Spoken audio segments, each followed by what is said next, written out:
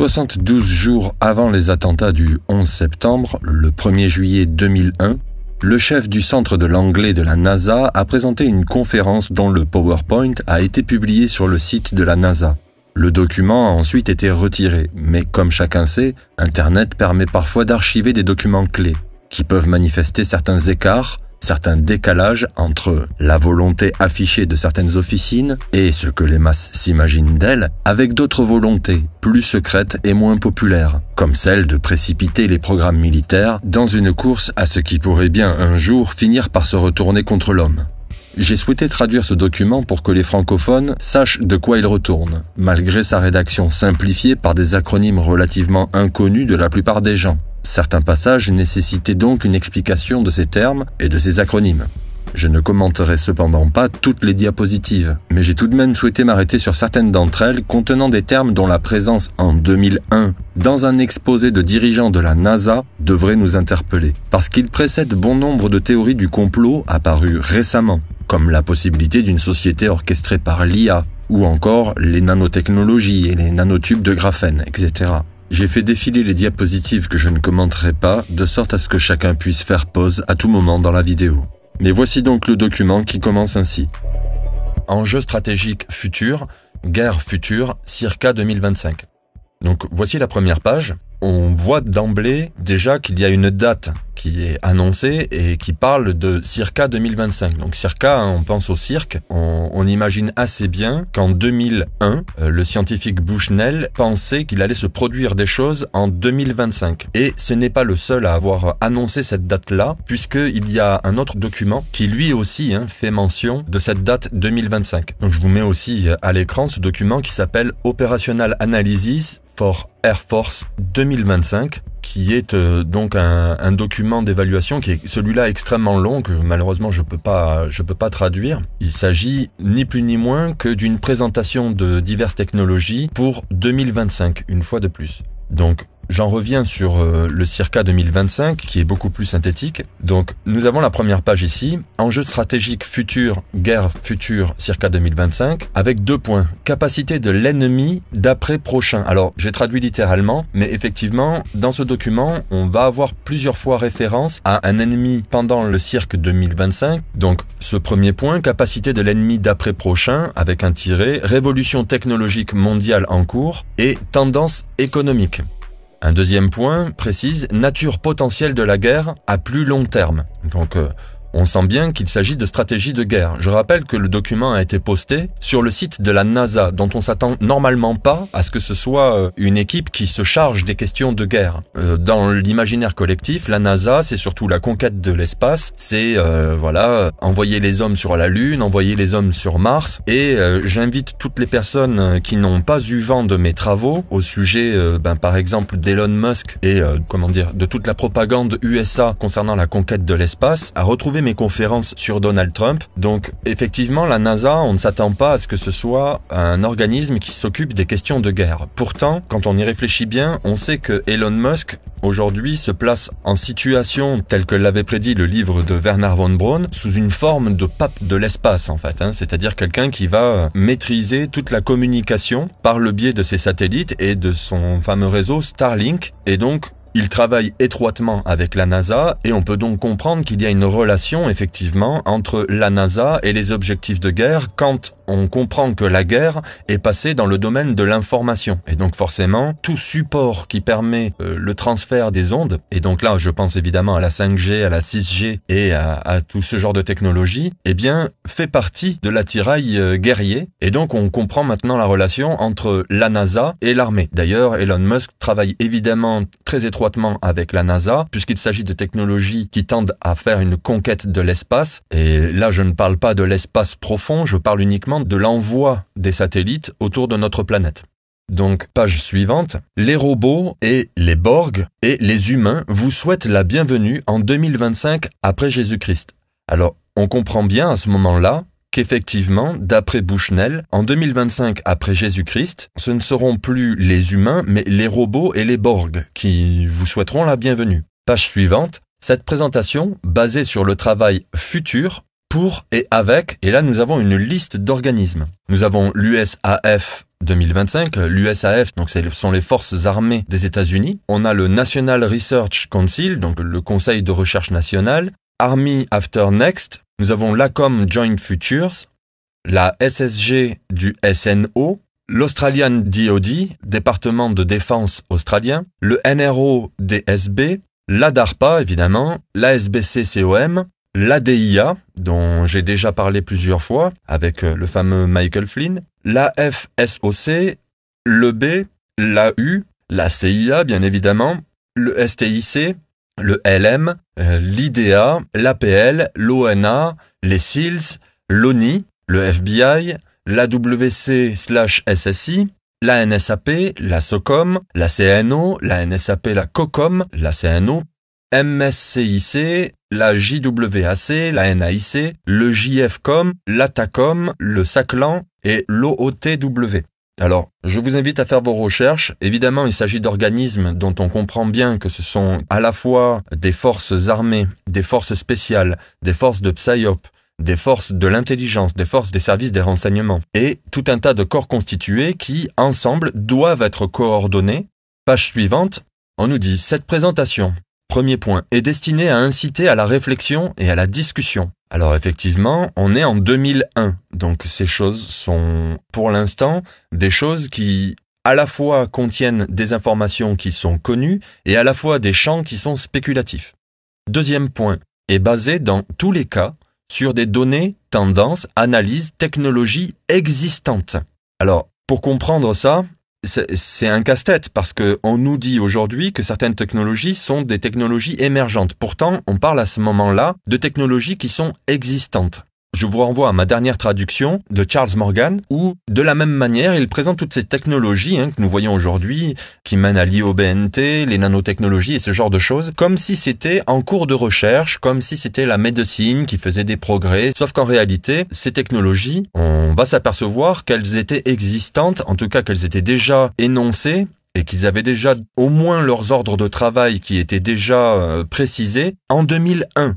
Point suivant. Cette présentation donc fournit dans certains cas une vue un peu plus large des développements et des problèmes potentiels. Donc on voit bien qu'il s'agit de se concerter pour faire une coordination par rapport à toutes les technologies qui vont être présentées par la suite. Page suivante, utilisation/application des projections 2025 et plus. Premier point, entrée pour le développement de concepts de combat futur. Donc on voit bien que la NASA n'est plus en train de parler de conquête de l'espace, on parle de combat du futur. Alors on parle aussi de Enemy After Next et Blue. Pour le coup, je vous laisse faire vos recherches. Point suivant, entrée pour la nouvelle décision d'approvisionnement, entre parenthèses, plus de 15 ans pour produire et plus de 40 ans en stock. Donc si on parle de stock à cet endroit-là, on comprend bien que les dirigeants prévoient à la fois leur capacité de production et leur capacité de stockage. Point suivant, avertissement, entre guillemets, pour la communauté du renseignement. Veille et avertissement. On cherche à introduire les communautés du renseignement à toutes ces thématiques. Point suivant, entrée pour la planification de la R&D, la recherche et développement, du DoD, donc le département de défense, le Pentagone des États-Unis. Page suivante. Hypothèse d'entrée. La politique peut changer du jour au lendemain. Par exemple, Russie, Iran, Irak, Pakistan, etc. Les capacités potentielles sont la question de la guerre future. Pas qui, mais quoi. Je vous laisse réfléchir à cette expression. Page suivante, il faut planifier différemment. Premier point. Le monde est en proie à des révolutions technologiques triples exponentielles. Et nous avons d'entrée de jeu IT qui signifie informatique, bio et nano. Et là, j'attire votre attention. Nous sommes en 2001, ces personnes savaient que c'était là que ça se jouait. Évidemment qu'à partir de cette date-là, de nombreux projets sont restés secrets et nous n'en avons vu l'émergence et la narration de leur émergence que très longtemps après. Pour beaucoup, le sujet de l'IOBNT est quelque chose de tout à fait nouveau. Pour beaucoup, ce sujet n'est même pas encore connu. Donc, j'attire votre attention là-dessus. Point suivant, des changements se produisent à l'échelle des mois au lieu des décennies. Point suivant, effet potentiel d'ordre zéro sur les équipements, les con-op, entre guillemets, les menaces de défense et d'offensive. Donc, page suivante, vaisseau spatial Terre. nous parlons ici de la Terre comme d'un vaisseau spatial. Et il est dit, l'équipage est constitué avec 1. Piller les provisions du vaisseau, bijouter les commandes de température et de survie. Donc je vous laisse faire vos déductions par rapport à ça, mais vous savez qu'effectivement, le contrôle du climat et les commentaires sur le réchauffement climatique, par exemple, sont aujourd'hui très courants. Point suivant, toujours à la recherche du manuel d'instruction. Alors là, c'est un aveu d'incapacité à comprendre certaines choses concernant le mode de fonctionnement de ce vaisseau spatial Terre. Point suivant, participer à des escarmouches sanglantes dans tous les coins du vaisseau. Point suivant, augmenter la taille de l'équipage de 2 millions par semaine. Et là, la citation serait d'un certain Creola, l'ancien vice-président du conseil de l'ESA. Donc l'ESA, c'est l'European Space Agency. Donc on voit qu'il y a une relation entre la NASA et l'ESA, c'est-à-dire les deux versants, les deux équipes qui bordent l'océan Atlantique, à la fois aux États-Unis et à la fois en Europe, sur la question spatiale. Et donc il était aussi chef de la délégation suisse. Le docteur Creola a été décrit comme l'une des personnalités les plus remarquables du monde spatial européen par l'ancien directeur général de l'ESA, Antonio Rodotà. Page suivante. Les humains ont pris le contrôle et ont considérablement raccourci l'évolution. Alors, premier point, de la planète, et donc nous citons évidemment le réchauffement climatique, la pollution, la déforestation, les énormes travaux publics, par exemple le barrage des Trois Gorges. Point suivant, de l'espèce humaine, conception et répartition génomique, enfant de l'esprit, et là nous citons Moravec. Point suivant, produit, forme de vie, sélection moléculaire interespèce. Point suivant, évolution dirigée, maxigène, etc. Je vous laisse faire vos recherches ici. Page suivante, qui titre actuellement. Et il y a 2 points. Premier point, ordre de 70% de la recherche mondiale menée en dehors des États-Unis. Entre parenthèses, au premier ordre, en pourcentage du PIB, les États-Unis produisent environ 18% du PIB mondial. Deuxième point, environ 70% de la recherche américaine est désormais commerciale, par opposition à sponsorisée par le gouvernement. Effectivement, on parle de la privatisation de la recherche américaine qui donc n'est plus nationalisée. Page suivante, recherche en nanotechnologie. Et donc là, nous sommes en 2001. Les personnes qui connaissent ma chaîne savent peut-être que j'ai mis une conférence qui a été donnée à l'Université de tous les savoirs qui concernait les nanotechnologies. Je vous invite à retrouver cette vidéo pour pouvoir vous donner une idée de ce qui était déjà débattu à l'époque concernant par exemple le graphène et toutes les applications des nanotubes de graphène. Vous verrez qu'en 2001, tout était déjà sur le papier et énormément d'expérimentations avaient déjà été faites. Donc, cette page nous dit que les recherches en nanotechnologie, il y en a 29% qui sont situées en Europe, 28% au Japon, 27% aux États-Unis et 16% dans les autres pays. Page suivante. Âge technologique de l'humanité. Nous avons donc leur vision historique avec en premier lieu les groupes de chasseurs-tueurs avec l'ère qui est indiquée. Nous avons les groupes de l'agriculture, donc on pense souvent aux chasseurs-cueilleurs, puis ensuite voilà, c'est l'agriculture qui prendrait le relais. Et donc nous avons la date de 1800 avant notre ère. Ensuite, l'ère industrielle qui commencerait à partir de 1800 et qui s'arrêterait à 1950. Ensuite, nous aurions l'ère informatique qui commencerait en 1950 et qui terminerait en 2020. C'est-à-dire que là, si nous prenons en compte cette date-là, nous sommes passés de l'ère informatique à l'ère suivante, qui est donc l'ère du bio-nano et qui aurait commencé en 2020, d'après ce document qui est une anticipation. Alors, est-ce que nous en sommes effectivement là? C'est une question que je pose.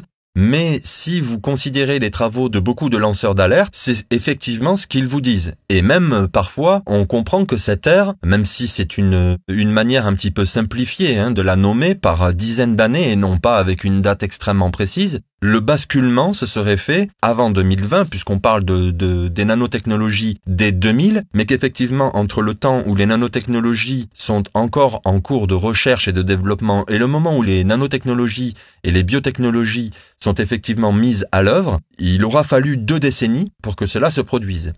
Et ensuite, nous avons une autre ère qui serait l'ère du virtuel. La page suivante explique un petit peu chacune de ces catégories. Donc avec les chasseurs-cueilleurs, où la nature fournit toutes les provisions. Ensuite, l'agriculture, la nature est contrôlée. L'être humain contrôle les plantes, les animaux, etc. grâce à l'exploitation agricole. Ensuite, il y a l'industrie et l'agriculture mécanisée. Ensuite, l'ère informatique, du bio et du nano. Tout est alors automatisé et notamment l'industrie et l'agriculture. Ensuite, nous allons avoir le virtuel, donc avec la robotisation de l'informatique, de la biologie, de la nanotechnologie, de l'industrie et de l'agriculture. Page suivante. Technologie clé du futur. Toutes hautement synergiques. Ce que ça veut dire, c'est que toutes ces choses-là doivent marcher ensemble. Il s'agit de coordonner toutes ces choses-là. Aux frontières du petit, dans une frénésie alimentaire, les unes des autres. Premier point, l'informatique. Avec premier tiré, informatique, silicium, biologie, optique, quantique, nano. Pas de fin en vue. Encore 10 puissance 6 plus. Tiré suivant, coram omniprésent, immersif, réalité virtuelle holographique, capteur hyperspectraux, présence virtuelle. Nous avons donc là la proposition d'un monde où effectivement le réel est complètement mélangé au virtuel.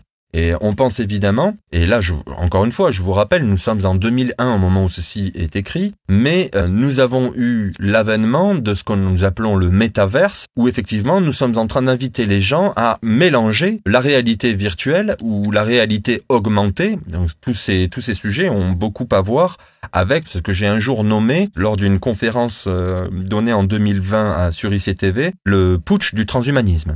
Tiré suivant, le tout devient automatique et robotique. Tiré suivant, réduction de coûts énormes. Point suivant, le biologique. Premier tiré, doublement de la durée de vie. Tiré suivant, ingénierie génétique avant la naissance.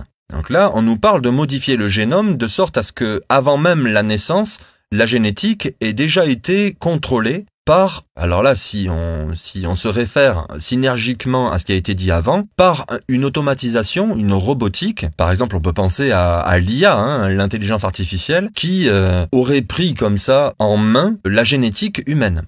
Tiré suivant, les plantes irriguées par l'eau de mer, alimentation, matières premières, pétrochimiques, minéraux, terraformation. Donc là, on pense évidemment à des gros projets qui ne se contenteraient plus d'exploiter de manière automatique et industrielle tout ce qui est agricole et les exploitations, par exemple, d'animaux et maraîchères et ce genre de choses, mais carrément la terre tout entière avec carrément une prise en charge de l'eau de mer. Point suivant, le nano. Donc, nous avons d'entrée de jeu un premier tiré, les nanotubes de carbone. Entre parenthèses, il est précisé donc le rapport résistance-poids 600 fois plus fort que l'acier. Pour ceux qui ne le savent pas, les nanotubes de carbone sont donc des nanotubes d'un nano d'épaisseur et qui est donc réseauté en nid d'abeille et qui présente des capacités mécaniques incroyables, à la fois en termes de résistance, à la fois en termes de conductivité, de magnétisme et d'utilisation, de rivaliser avec toutes les technologies connues de l'électronique par exemple. Tiré suivant, assembleur, usine vivante. Et là, nous avons donc une introduction au sujet de technologies qui seraient capables de se régir elles-mêmes, d'agir comme des machines qui seraient autonomes et qui s'auto-assembleraient. Évidemment, puisque nous parlons du nano et que nous avons eu tous ces débats autour du contenu des fioles d'inoculation, eh bien, évidemment, on est obligé de faire la jonction entre les deux. On a entendu ces choses avec les fameux points quantiques, par exemple, d'organismes, ou en tout cas d'organismes synthétiques qui étaient capables de s'assembler eux-mêmes. Tiré suivant, réduction de coûts énormes. Alors, on voit bien qu'il y a un accent qui est mis sur les coûts et que tout cela, effectivement, intéresse les gens qui sont à la tête du capital. Page suivante, révolution informatique mondiale. Premier point, communication, /informatique, /capteur, /électronique. Point suivant, R&D, donc la recherche et développement informatique commercial aux États-Unis. Et on nous précise 100 milliards de dollars par an. Je vous laisse imaginer ce qu'on peut faire avec 100 milliards de dollars par an dans la recherche-développement des nanotechnologies. Point suivant, facteur d'amélioration supplémentaire de 1 million. Et on nous met entre crochets silicium, moléculaire, quantique, bio et optique. Le point suivant, automatisme /robotique à grande échelle. Point suivant, VR. Alors VR, c'est la réalité virtuelle, multisensorielle immersive/holodeck. Point suivant, capteur multiphysique/hyperspectro, omniprésent, terre, mer, air, espace. On parle évidemment de technologies qui sont amenées avec les chemtrails, les fameux nuages chimiques qui sont balancés par les avions et qui permettent de répandre dans l'atmosphère, de répandre sur toute surface des capteurs multiphysiques, hyperspectraux et effectivement omniprésents. Parce que vous imaginez bien que des poussières qui sont nanotechnologiques, qu'on ne peut même pas voir avec la plupart des microscopes, eh bien, sont à ce moment-là réparties absolument partout, dans les océans, sur les forêts, sur la nature et également sur tout ce qui est humain et construction humaine. Ce qui fait qu'on peut à partir de là établir des tas de cartes dans tous les domaines d'observation possibles de sorte à pouvoir faire un fichage général de la planète. Et ensuite, livrer ces cartes-là à des IA qui vont pouvoir interpréter et computer toutes ces informations et les mettre à disposition de dirigeants qui, eux, possèdent des logiciels de traitement de cette information. Et ensuite, dernier point de cette slide, micro/nano, satellite/GNC/capteur, etc. Donc effectivement, on voit bien qu'il y a une relation entre le micro et la nano et les satellites et les capteurs qui sont aujourd'hui envoyés dans l'espace. Je vous renvoie donc aux travaux de la NASA, aux travaux d'Elon Musk et à l'intérêt que de telles personnes ont à développer toutes ces technologies tout en ayant diffusé sur la Terre les technologies qui peuvent être interpolées, extrapolées par le biais de ces capteurs qui, eux, sont dans l'espace et qui permettent une surveillance tout autour de la Terre. Page suivante. À l'échelle mondiale. Impact de la révolution en cours sur la société. Et là, nous allons voir que tous ces points-là sont effectivement bien présents. Nous les avons vus émerger.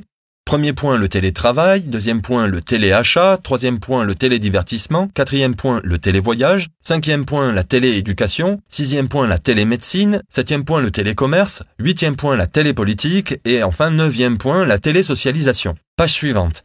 État des technologies informatiques. 10 puissance 6, amélioration de l'informatique depuis 1959. 10 puissance 8, autre possible dans les 30 prochaines années. Puis il est dit, entre parenthèses, 10 à la puissance 3 offre des capacités, entre guillemets, meilleures que celles des humains. On pense évidemment à l'intelligence artificielle. Point suivant, 100 millions de télétravailleurs dans le monde. Maintenant, on s'attend à ce qu'ils doublent au moins en 15 ans. Point suivant, l'Inde forme 3 fois plus d'ingénieurs en logiciel que les États-Unis. Plus de logiciels écrits à Bangalore qu'en Californie du Sud.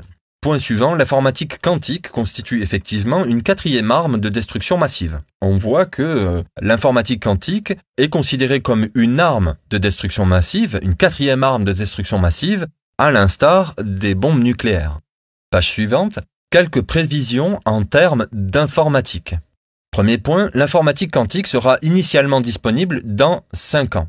Point suivant, 15% de toute l'énergie est aujourd'hui utilisée par les ordinateurs et atteindra 60% d'ici 2010.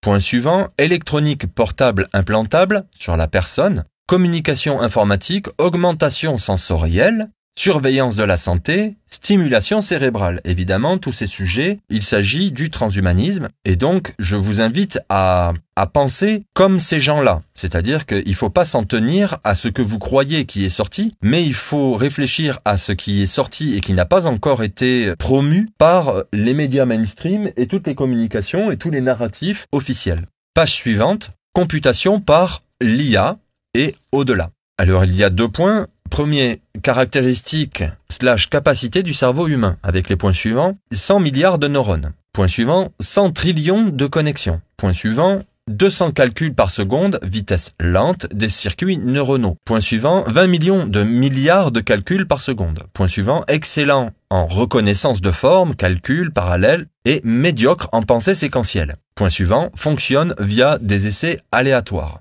Le corps humain et l'intelligence humaine possèdent effectivement certaines limitations et certaines qualités qui sont reconnues ici. Et ensuite qui sont comparées aux capacités de la machine dans le point suivant. Donc avec, premier point, actuellement 10 000 milliards de calculs à la seconde, 100 milliards d'ici 2004.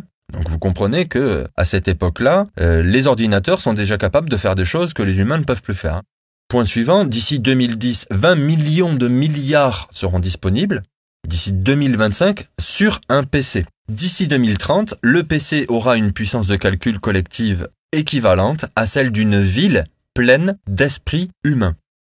Page suivante, projet cerveau humain américain. Premier point, lancé au début des années 90, financé par 16 organisations réparties sur 5 agences. Nous avons le NIH, la NSF, le DoD, la NASA et la DOE. Donc là déjà, cela devrait vous mettre une fois de plus vos sens en alerte. Point suivant, aussi appelé neuroinformatique, intersection des neurosciences et de l'informatique.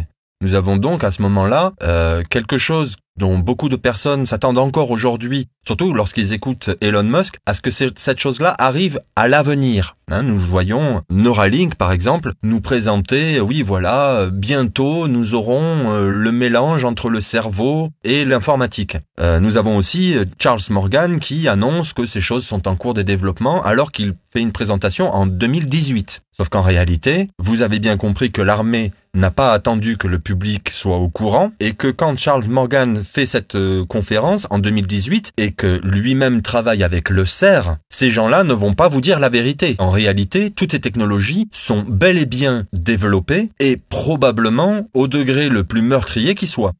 Point suivant, champ d'explosion, 10 000 présentations individuelles lors de la réunion annuelle de la Society for Neuroscience, entre parenthèses des généticiens moléculaires aux psychologues cognitifs. On est en 2001. Si à ce moment-là, toutes ces choses-là sont déjà à ce point développées, vous imaginez bien qu'aujourd'hui, en 2025, tout est prêt. N'allez pas croire que cette anticipation n'était pas bonne. Point suivant, détermination de la neuroanatomie détaillée du cerveau humain. Atlas numérique du cerveau. Donc là, il s'agit d'être capable de faire une carte technique, de faire comme une notice du cerveau humain. Point suivant, utilisation de l'informatique pour étudier le cerveau, utilisation des informations cérébrales pour aider l'informatique et l'IA. Page suivante, le moteur à imagination, alias la machine à créativité, alias l'agent créatif.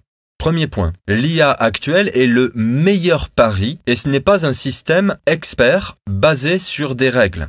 Ce qu'on entend par là, c'est que l'IA peut s'affranchir d'absolument toutes les règles, l'IA n'est pas soumise à la loi, mais est tout simplement un ordinateur froid qui raisonne de manière froide, c'est-à-dire l'IA n'a pas de problème d'éthique. On ne programme pas l'IA avec un problème d'éthique. L'IA ne va pas se dire « Ah tiens, réfléchir à cette question, c'est peut-être tout simplement ignoble ». Non, l'IA s'en fiche, l'IA est un ordinateur qui réfléchit de manière froide. Point suivant. Génère de nouvelles idées concepts en privant un réseau neuronal entraîné d'entrées significatives, le forçant à rêver, à créer de nouveaux concepts, etc. Un réseau neuronal auxiliaire utilisé pour capturer, enregistrer, évaluer et prendre compte de ses écrits. Ce qu'on veut dire par là, c'est que l'IA est capable de penser et de produire de la pensée et même de l'imagination de manière totalement décomplexée, en dehors même des limitations humaines.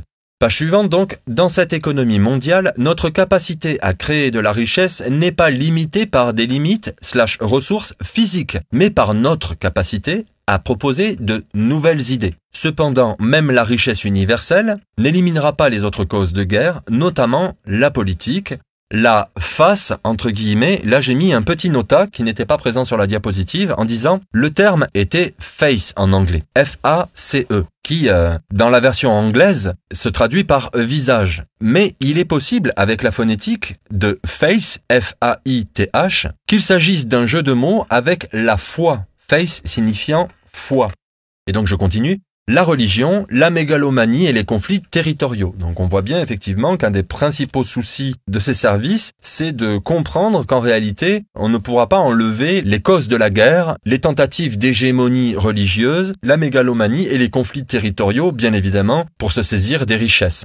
Page suivante. Problèmes mondiaux / solutions. Premier point. Problèmes graves. Et donc nous avons là une énumération des problèmes. Premier tiré, énergie. Deuxième tiré, eau. Troisième tiré, alimentation. Quatrième tiré, terre. Cinquième tiré, croissance démographique. Sixième tiré, création de richesses. Et septième tiré, pollution / réchauffement. Et nous avons les solutions tueuses qui sont réparties en deux parenthèses, le 1 et le 2. Et donc vous pouvez voir dans la liste des problèmes graves, après le terme, il y a une petite parenthèse avec un chiffre qui est indiqué soit 1, soit 2. Donc il y a deux entrées en annotation de ces problèmes graves. Et voici l'explication de ces deux entrées. Le 1, enseignement à distance asynchrone, basé sur le web, motivant et peu coûteux. Et la deuxième parenthèse, le 2, biomasse, nourriture via l'irrigation à l'eau de mer dans les terres désolées actuelles. Page suivante. L'enseignement à distance asynchrone basé sur le web, motivant et peu coûteux, permet, premier point, la disparition des sous-classes américaines. Donc là, on parle évidemment de classe sociale. Deuxième point, la création de richesses à partir d'inventions rendues possibles. Troisième point, la stabilisation de la population mondiale. Quatrième point, encore plus de la diffusion rapide des technologies. Point suivant, l'égalisation des nantis et des démunis. Alors on voit là qu'il y aurait une tentative presque vertueuse de niveler toutes les classes sociales. Point suivant, changement des perspectives politiques et militaires dans le monde entier. Avec un petit tiret, c'est-à-dire, ça change tout. Page suivante, l'apprentissage à distance asynchrone basé sur le web et basé sur la motivation permet, et là le mot permet est barré, la seule méthode de fourniture d'un enseignement requis/amélioré. Et nous avons des tirets, largeur, profondeur, qualité, réactivité aux exigences changeantes de la guerre économique mondiale et de l'augmentation accélérée des connaissances, et donc à des ordres de grandeur, et là nous avons une fois de plus nos petites parenthèses 1 et 2, avec 1, réduction des coûts sociétaux individuels, et 2, la commodité, l'accessibilité accrue. Page suivante, d'ici 2025, 40% des collèges et universités privés et 15% des collèges et universités publiques devraient fermer en raison de la concurrence basée sur le web. Ensuite, il y a apparemment un extrait d'article qui dit « Un homme d'affaires de Virginie du Nord a récemment fait don d'environ 100 millions de dollars pour créer une université en ligne gratuite de classe Ivy League. » Alors là, je vous laisse faire vos recherches. Page suivante, l'approche éducative ultime, plug and play. Ici, on nous parle de connexion directe d'appareils en silicone ou autres au cerveau. Téléchargement très rapide, éducation en quelques minutes au lieu de plusieurs années. Et là, une fois de plus, nous avons conscience qu'en 2001, on nous parlait déjà de la matrice, c'est-à-dire qu'on se branche quelque part d'une manière ou d'une autre. Alors, dans la matrice, ce sont des gros tuyaux à l'ancienne. On voit cette connotation néo-rétro dans Matrix, sauf qu'en réalité, eux savaient déjà qu'ils parlaient de nanotechnologie. Effectivement, avec les nanotechnologies maintenant, nous sommes en mesure de faire un dialogue opératif entre la machine et l'être humain. Et une fois de plus, Elon Musk vous berne. Quand on parle de Neuralink, il faut bien prendre en considération qu'avec les nanotechnologies, nous n'avons pas besoin d'intégrer des grosses puces de la taille d'une pièce dans le crâne de quelqu'un. Nous sommes en mesure de faire ça en envoyant dans le sang des nanotechnologies qui vont être capables de s'adapter aux cellules épithéliales, qui vont être capables de se transférer et de franchir la barrière encéphalique et d'aller directement communiquer avec les neurones dans le cerveau, d'aller interférer dans les liaisons synaptiques. Page suivante, avantage de la production de biomasse en mer peu profonde / désert, avec entre parenthèses via l'irrigation à l'eau de mer. Premier point, cycle fermé du CO2, entre parenthèses, empêche le réchauffement climatique. Je vous laisse réfléchir à ça. Point suivant, alimentation. Point suivant, matières premières pétrochimiques, avec 2 tirets, matériaux / vêtements, etc. Tiret suivant, énergie, entre parenthèses, fin de la dépendance au Moyen-Orient. Point suivant, terraformation, modification de la désertification, etc. Là, attention, parce que ce sont des choses extrêmement graves. On nous parle de terraformation. On parle de terraformation quand on a une planète qui est désertique ou qui ne présente pas les conditions idéales pour la vie humaine et que, grâce à des technologies qui nous permettent de radicalement transformer les équilibres planétaires, nous en ferions, de cette manière-là, une planète qui d'un coup présenterait toutes les aptitudes à pouvoir recevoir la vie humaine. Mais on parle de terraformation de la Terre. Point suivant, préservation, production d'eau douce. Point suivant, riche source minérale, entre parenthèses eau de mer. Point suivant, utilisation des terres incultivables, Sahara, etc. Page suivante, changements sociétaux probables vers 2025. Premier point, grande augmentation de la durée de vie biologique. Deuxième point, solution à l'énergie, à l'eau, au réchauffement, évidemment on pense au réchauffement planétaire, biologique. Point suivant, répartition mondiale de la technologie, beaucoup plus de cette répartition, de l'éducation, de l'économie et de la richesse. J'ai mis une petite astérisque en bas, c'est moi qui l'ai noté. IT, c'est le diminutif d'informatique. Énorme augmentation des capacités du tout automatique et du tout robotique. Donc informatique, biologique et nanologique. Avec 2 tirets. Premier tiret, résultant en une réduction des tensions associées aux nantis démunis et aux questions historiques religieuses. On voit ici que leurs améliorations, entre guillemets, seraient une manière non seulement d'éliminer les conflits de classe sociale, mais également d'éliminer les conflits historiques religieux. Deuxième tiré, résultant également en une forte augmentation du pouvoir destructeur individuel, entre parenthèses, le biologique, IW, etc. IW, c'est la guerre de l'information, et d'une désaffection générale de la société envers les machines. Page suivante, principaux problèmes émergents de renforcement des lois. Alors il y a plusieurs points. Premier point, confidentialité. Entre parenthèses, micro-nano, capteurs omniprésents. Donc on voit bien qu'effectivement, il y a une volonté d'envoyer des capteurs absolument partout et de faire en sorte que ces capteurs trahissent notre confidentialité. Point suivant, criminalité informatique, Internet, large spectre. Point suivant, biocriminalité, entre parenthèses, agents pathogènes binaires, génétiques. Point suivant, protection des implants électroniques humains. Point suivant, protection des CONUS. Alors, les CONUS, ce sont les États-Unis contigus ou continentaux, d'accord? Entre parenthèses, au-delà du terrorisme. Point suivant, désaffection, bouleversement sociétal causé par des changements technologiques rapides. Entre parenthèses, rage au volant ou en avion, maladies psychosomatiques, repli sur soi et ce genre de choses. Page suivante, particulièrement préoccupant. Autoréplication incontrôlée, incontrôlable de, premier tiré, robots brillants, nanoréplicateur. Donc effectivement, si un jour on balance de la nanotechnologie et que cette nanotechnologie se réplique de manière incontrôlable, ça peut poser effectivement un problème. Tiré suivant, les biorecombinants rampants. Page suivante, paysage concurrentiel actuel. Alors premier point, les USA ne produisent que 18% du PIB mondial. Point suivant, environ 70% de la recherche est menée à l'étranger. Donc on sent que les États-Unis sont pas très contents de ça. Point suivant, déficit commercial de 400 milliards de dollars par an. Point suivant, 32 autres pays consacrent un pourcentage plus important de leur PIB à la recherche. Point suivant, 5e en nombre de personnel / unités de travail en R&D. Point suivant, taux d'épargne de 3% contre 30% en Asie. Point suivant, 13e sur 30, note des étudiants en maths sciences. Donc là, on parle du niveau global en mathématiques des États-Unis comparé à d'autres. Page suivante, nous avons un graphique que je vous ai reproduit en traduisant les données et les légendes, qui s'intitule « Un monde économique multipolaire émergent ». Et là, on voit que c'est réparti avec les États-Unis, l'Europe, la Chine, l'Inde, le Japon et le Brésil. C'est une projection à deux versions, c'est-à-dire que nous avons les données en 1995, donc celles-là, elles étaient officielles en 2001 à l'époque où ce document est sorti, et ensuite on imaginerait ce que serait cette part en pourcentage du PIB dans deux scénarios possibles, un scénario à faible croissance et un scénario à forte croissance. Dans le premier scénario à faible croissance, nous aurions à même niveau les États-Unis, l'Europe et la Chine, suivis ensuite de l'Inde, du Japon et du Brésil. Mais dans un scénario de forte croissance, eh bien ce serait la Chine qui remporterait le tout, ensuite avec les États-Unis et l'Europe, puis ensuite l'Inde et finalement le Japon et le Brésil en dessous.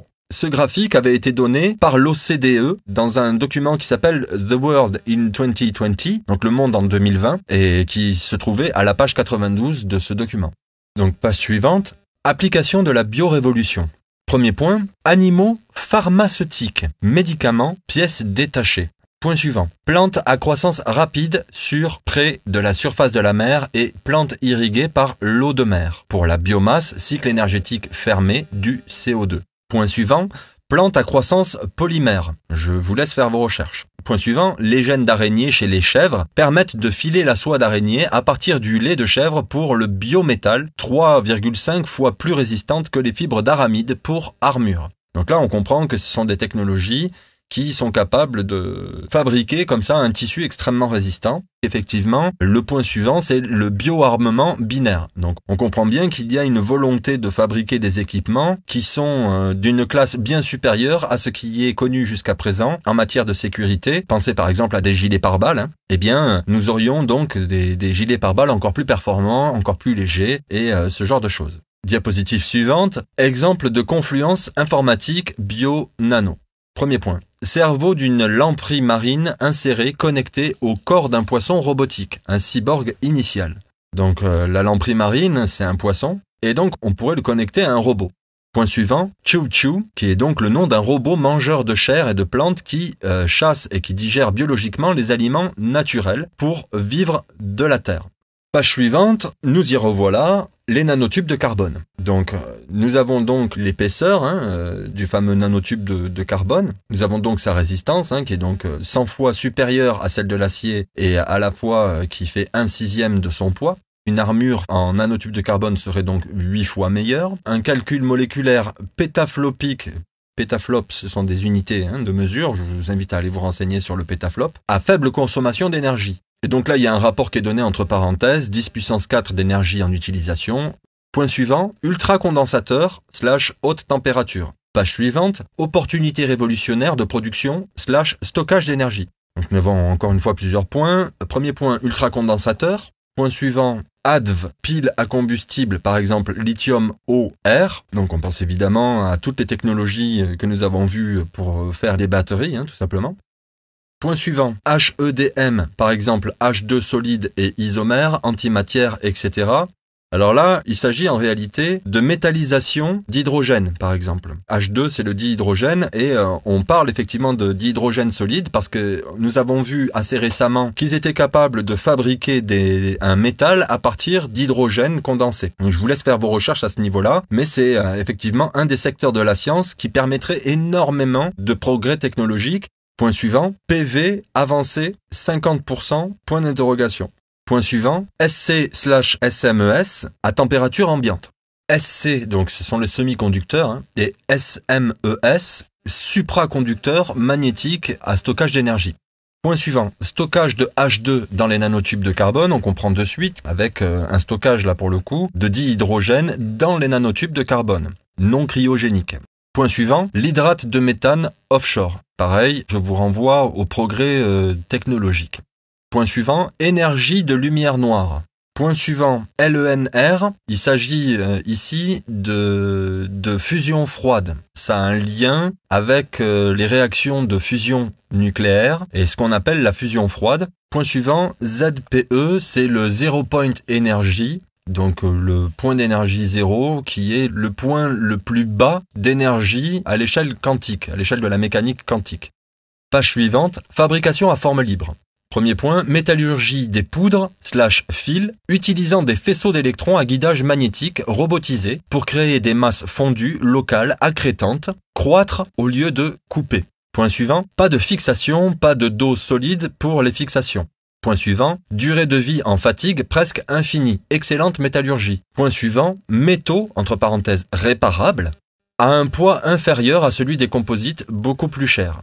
Page suivante, combustion aluminium vortex. Premier point, l'aluminium micropulvérisé dans une chambre de combustion vortex brûle l'eau de mer. Point suivant, fourni à l'AIP. L'AIP, c'est l'Air Independent Propulsion.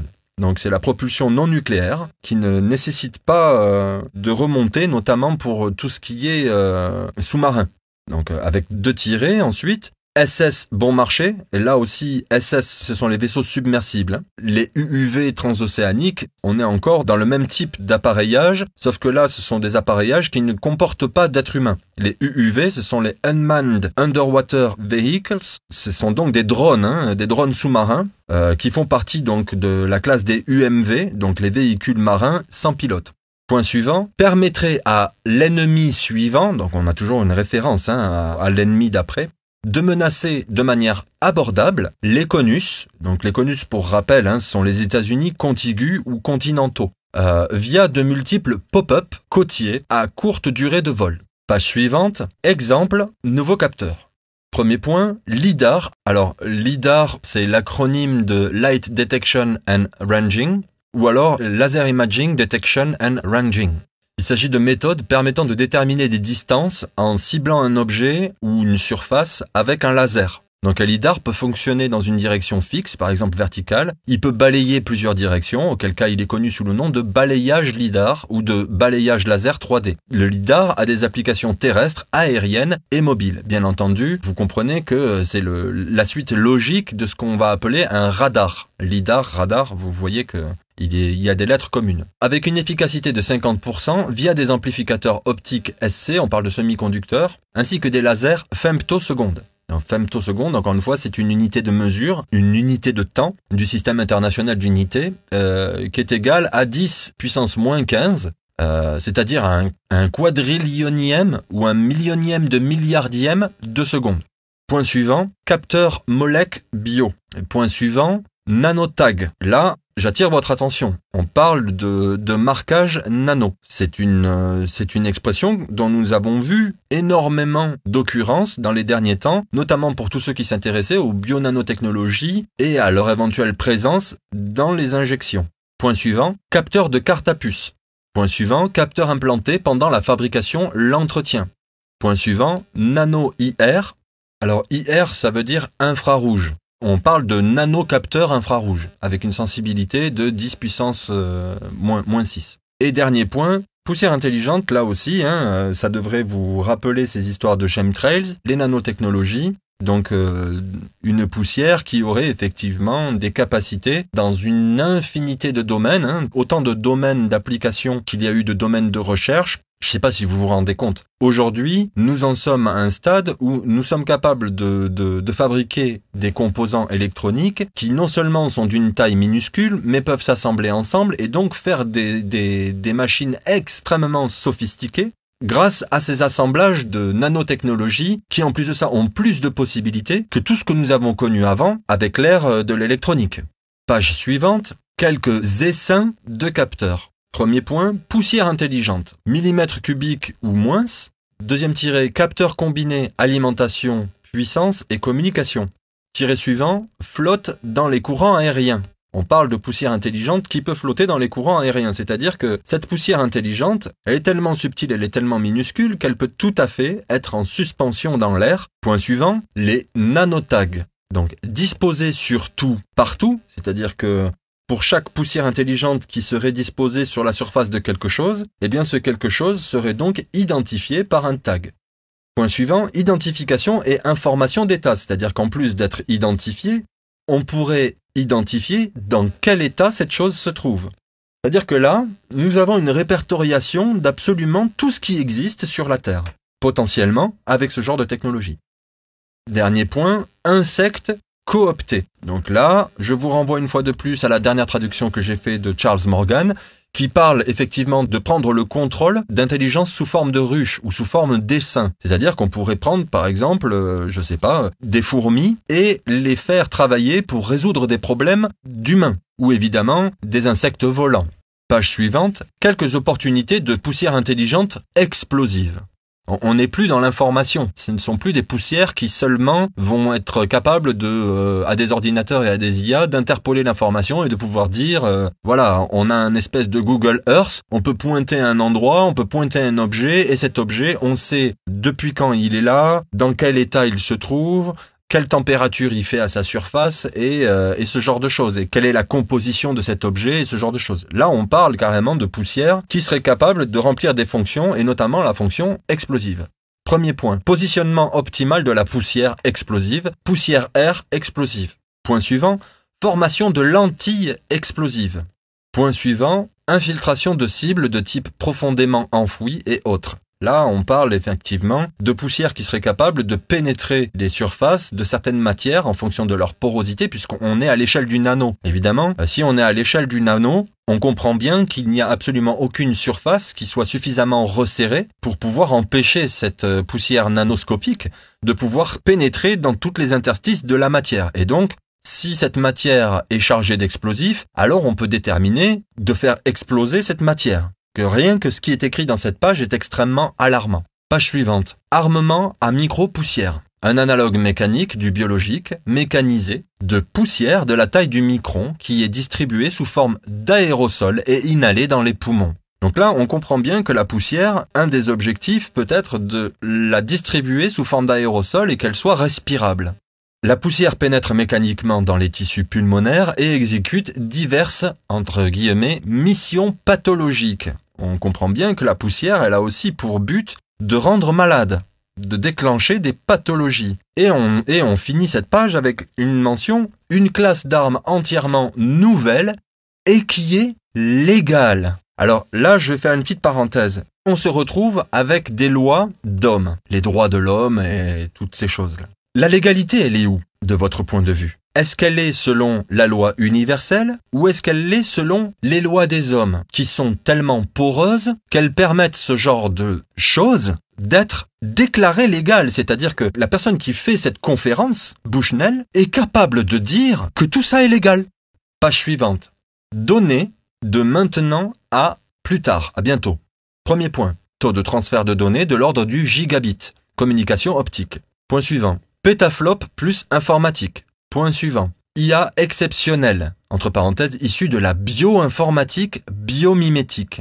Point suivant. Merveilleux / omniprésent essaim de capteurs multiphysiques / hyperspectraux, terrestres, maritimes, aériens, spatiaux. Entre parenthèses, militaires / commerciaux / scientifiques. Vous voyez le spectre du complexe militaro-industriel, rien que dans cette parenthèse. Point suivant. La survie nécessite une dispersion / réduction de taille et la dissimulation. Donc là, effectivement, on parle de camouflage.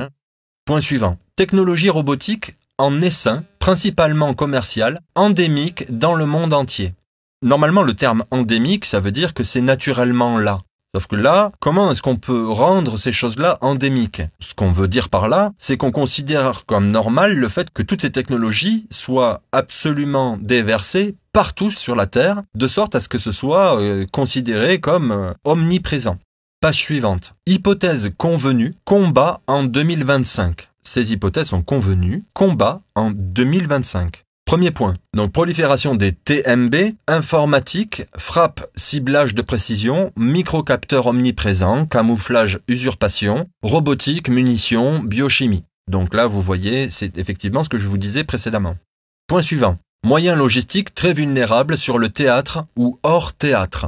Là, c'est un point intéressant. En tout cas pour nous, les gens du peuple, qui ne voulons pas subir de domination. On comprend bien que ces personnes-là se posent des questions sur les moyens logistiques lorsque une guerre serait déclenchée. Parce qu'effectivement, certains moyens logistiques sont vulnérables. Je pense par exemple aux satellites qui permettent d'extrapoler les données. Si un EMP éclate, eh bien oui, c'est bien beau d'avoir balancé tout ça dans l'espace et d'avoir balancé de la poudre intelligente partout, mais si on ne peut pas récolter les données, ça ne sert plus à rien. Donc, c'est une question qui, effectivement, est obligée d'être prise en compte par ces gens-là. Point suivant. Dans et à proximité des ports aérodromes du théâtre peut être inutilisable. Point suivant. Armes à faisceau de plus en plus répandues. Page suivante. Missiles de croisière, entre parenthèses, état actuel. Premier point. Portée charge utile similaire à celle du TMB pour une fraction du coût et une précision bien supérieure. Point suivant. 75 000 exemplaires en stock dans 75 pays. 130 versions différentes produites dans 19 pays, 10 pays exportateurs. Point suivant, le V1 allemand, là je fais une petite parenthèse, mais vous savez peut-être que j'ai parlé de Werner von Braun qui était le créateur du V2, qui est donc un lanceur de missiles. Donc le V1 allemand a tué 5000 personnes, 40 000 blessés. Point suivant, LO lançable n'importe où et de n'importe où, hautement manœuvrable. Point suivant, coût l'année d'après, potentiellement réduit à 10 000, 25 000. Point suivant, tête nucléaire du jour, de l'heure, entre parenthèses HE, fibre de carbone, EMP, sous-munitions, CNB volumétrique. Alors ici, on voit bien qu'il s'agit de spécifications sur des têtes nucléaires. Page suivante, missile de croisière, perspective potentielle. Tout RPV/UAV ou UUV est un missile de croisière. Alors là, ce qu'on essaye de nous dire, c'est qu'en réalité, n'importe quel engin peut devenir un missile de croisière potentiel. Donc là, 50 pays possèdent des UAV. Les UAV, ce sont donc des drones aériens, donc des véhicules sans pilote. C'est l'acronyme de Unmanned Aerian Vehicles, dont d'ailleurs au passage, l'Iran est un excellent fabricant de drones.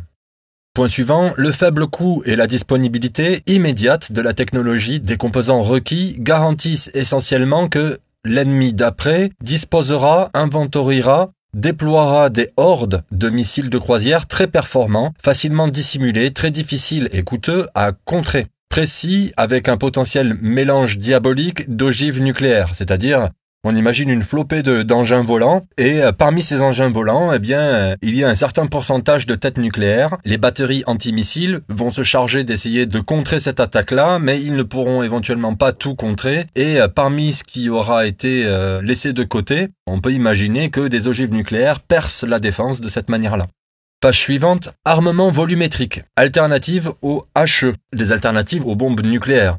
Les points énumérés sont d'abord l'EMP, donc c'est Electromagnetic Pulse. En français, on appelle ça des impulsions électromagnétiques. On appuie sur un bouton, il y a une onde qui est créée dans le spectre électromagnétique qui est tellement puissante que absolument tous les appareils électriques grillent.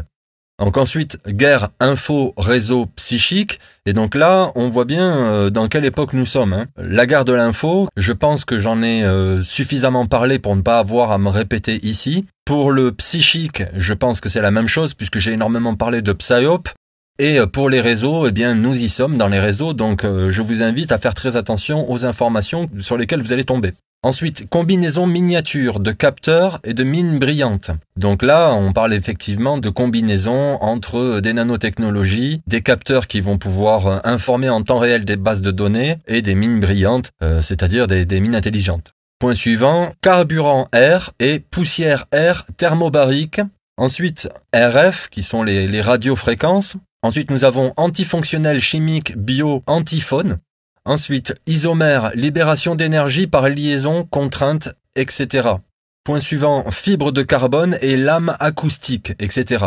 Page suivante, armement antipersonnel, MWRF. On parle ici de Mindwar et de Radio Frequency.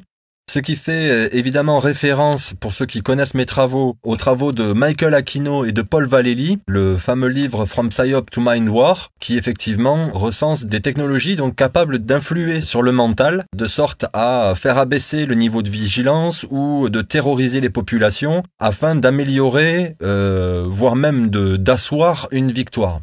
Sur cette page, il y a 3 points. Le premier point, c'est chauffage, exigence de puissance élevée. Alors je ne sais pas à quoi ça fait référence, mais effectivement, avec les radiofréquences, on peut effectivement chauffer. C'est ce qui se passe dans votre micro-ondes. Ensuite, les effets de surface. Certains connaissent déjà ces travaux-là, mais il existe des armes à énergie dirigée qui sont capables, comme ça, d'envoyer des micro-ondes sur votre épiderme et qui vont vous donner l'impression d'être en train de brûler. Autre point, dernier point, interaction cérébrale, donc modulation basse fréquence. Et là, ça fait directement référence à From Psyop to Mind War et des technologies qui ont été avancées par le sataniste Michael Aquino. Page suivante, effet des micro-ondes de faible puissance. Entre parenthèses, armée US, SRI et Walter Reed. Alors, SRI, c'est l'Institut de recherche scientifique et Walter Reed, c'est le centre médical militaire et naval. Donc Walter Reed, c'était à la base, c'était un spécialiste en biomédecine et en épidémiologie, et donc le centre porte son nom. Donc les divers points qui sont présentés, c'est la diminution des performances comportementales. Donc effectivement, si on balance des micro-ondes de faible puissance sur les gens, ça fait diminuer les performances comportementales, c'est-à-dire que en situation de stress, on est beaucoup moins disponible mentalement, on a beaucoup moins de puissance pour pouvoir réagir. Ensuite, deuxième point, les crises. Ensuite, altération importante de la fonction cérébrale, c'est-à-dire vous rendre littéralement stupide. Ensuite, augmentation de 30 à 100% du flux sanguin cérébral. Là, on parle carrément de changer l'afflux de sang dans votre cerveau. Ensuite, la létalité, interaction entre les micro-ondes de faible puissance, les microwatts par centimètre carré / 0,4 à 3 GHz, et la fonction cérébrale, c'est-à-dire qu'on a mesuré à partir de quelle puissance en microwatts le cerveau pouvait se faire griller littéralement par les ondes. Page suivante. Archipel biologique, souvent sans empreinte. Alors sans empreinte, on ne parle pas des empreintes digitales, on parle qui ne laissent pas de traces. Les différents points, c'est 1. Bactériologique, les virus, les prions, les parasites, les champignons, les carcinogènes, les toxines, les hormones et les régulateurs, les armes biologiques mortelles à invalidantes, d'échelle de temps courte à longue, C'est-à-dire que des fois, on se méfie pas. Si une arme bactériologique, elle est peut-être pas faite pour vous tuer directement dans les quelques secondes, parce que les gens associent l'efficacité avec la rapidité. Mais en réalité, c'est pas comme ça que les militaires pensent. Si les militaires ont envie de prendre votre pays, ils peuvent aussi faire en sorte que ce soit la génération suivante qui ne naisse tout simplement pas. On vous met une arme bactériologique, ça vous rend stérile, et la génération d'après, eh bien, votre peuple n'est plus là. On sous-estime trop souvent que les échelles de temps longues sont effectivement des choses qui sont prises en compte par les militaires. Point suivant, antifaune, antiflore et fonctionnel. Ça peut être une arme biologique très intéressante de vous mettre dans la famine, tout simplement en faisant en sorte que vos récoltes ne soient pas bonnes ou que vos cheptels meurent à part des maladies. Ensuite, binaire et indétectable direct, génomique naturel, biohacking. Alors bon, génomique, tout le monde a compris qu'il s'agissait d'intervenir sur les gènes. Et le biohacking, donc là je vous renvoie encore une fois sur la dernière traduction que j'ai faite de Charles Morgan qui parle effectivement de biohacking. Pour ceux qui ne connaissent pas le sujet, je le résume rapidement. Il s'agit de pirater le corps humain ou la cognition avec des technologies, quelles qu'elles soient. Évidemment, on pense de suite aux nanotechnologies et les technologies existent. Page suivante. Quelques possibilités intéressantes de BW d'ici là. Donc, biowarfare, pour le coup, c'est-à-dire la guerre biologique. Donc, les points qui sont présentés, c'est aflatoxine, naturelle, partie par milliard, cancérigène. Pour ceux qui se posent des questions sur l'augmentation des cancers, ça pourrait être une piste. Variété aérienne d'Ebola, de Lassa, etc. Agents binaires distribués via des produits importés, vitamines, vêtements, nourriture. J'espère que vous mesurez ce que je suis en train de vous lire. Pathogènes ciblés génomiquement, individuels et sociétaux, c'est-à-dire qu'on peut tout à fait faire des pathogènes qui ciblent génomiquement, c'est-à-dire génétiquement, des individus un par un ou des individus selon une société, c'est-à-dire on peut tout à fait faire des produits qui vont s'en prendre à tel peuple. Dernier point, campagne à long terme, sans empreinte, par opposition à guerre biologique, choc et effroi, c'est-à-dire faire de la guerre biologique non pas d'une manière, c'est-à-dire en pulvérisant quelque chose et tout le monde le voit et ça saute aux yeux à tout le monde, mais en faisant une guerre biologique qui s'inscrirait donc sur le long terme, c'est ce que je vous disais précédemment. Page suivante. Un calmant biologique existant, VEE, encéphalite équine vénézuélienne. Et là, on nous dit que c'est un agent de guerre biologique qui est idéal et incapacitant, qui a été utilisé comme arme par les USA et l'URSS dans les années 50-60, qui est facilement transmissible par aérosol, qui est hautement contagieux mais qui a un faible taux de mortalité, qui a 1 à 5 jours d'incubation, 3 semaines de récupération, testé sur des humains, c'est l'opération White Coat, et il n'y a aucun traitement disponible. C'est le genre de choses dont on ne s'attend pas forcément à ce que la NASA fasse ce genre d'exposé. Page suivante. Frontière du biologique sur le champ de bataille, à croissance rapide, /génomique, /in situ. Premier point, maintien en puissance. Donc, il y a différents points qui sont donnés. Alimentation, eau, entre parenthèses, sol, air, épuration. Ensuite, énergie, HC, H2, PV. Ensuite, médicaments, santé. Ensuite, informatique, vêtements, réduit considérablement la queue logistique et améliore les capacités. Le deuxième point, c'est la létalité, amélioration des capacités, blindage, dissimulation, camouflage vivant, capteur, identification du champ de bataille, armes biologiques, antipersonnel / fonctionnel, virus biologique dans un ordinateur biologique, explosif, par exemple, fixation de N2, c'est donc le diazote, croissance nocturne. Page suivante, ce qui est apparemment légal, entre guillemets. Premier point, armes antifonctionnelles et antipersonnelles à micro-ondes RF, donc à radiofréquence. Deuxième point, armes chimiques antifonctionnelles. Troisième point, armes chimiques à effet psychologique via les organes sensoriels, par exemple l'odorat. Quatrième point, armes chimiques d'incapacité du personnel. Entre crochets, non militaires, exemple prise d'otage, terrorisme, uniquement. Cinquième point, guerre psychologique, en caractère gras. Et nous savons que ces derniers temps, nous avons été particulièrement embêtés avec des psyops, des opérations psychologiques. Sixième point, les armes acoustiques. Septième point, micro-poussières mécaniques. Page suivante, explosifs non nucléaires, futur, pour armes volumétriques à effet de masse.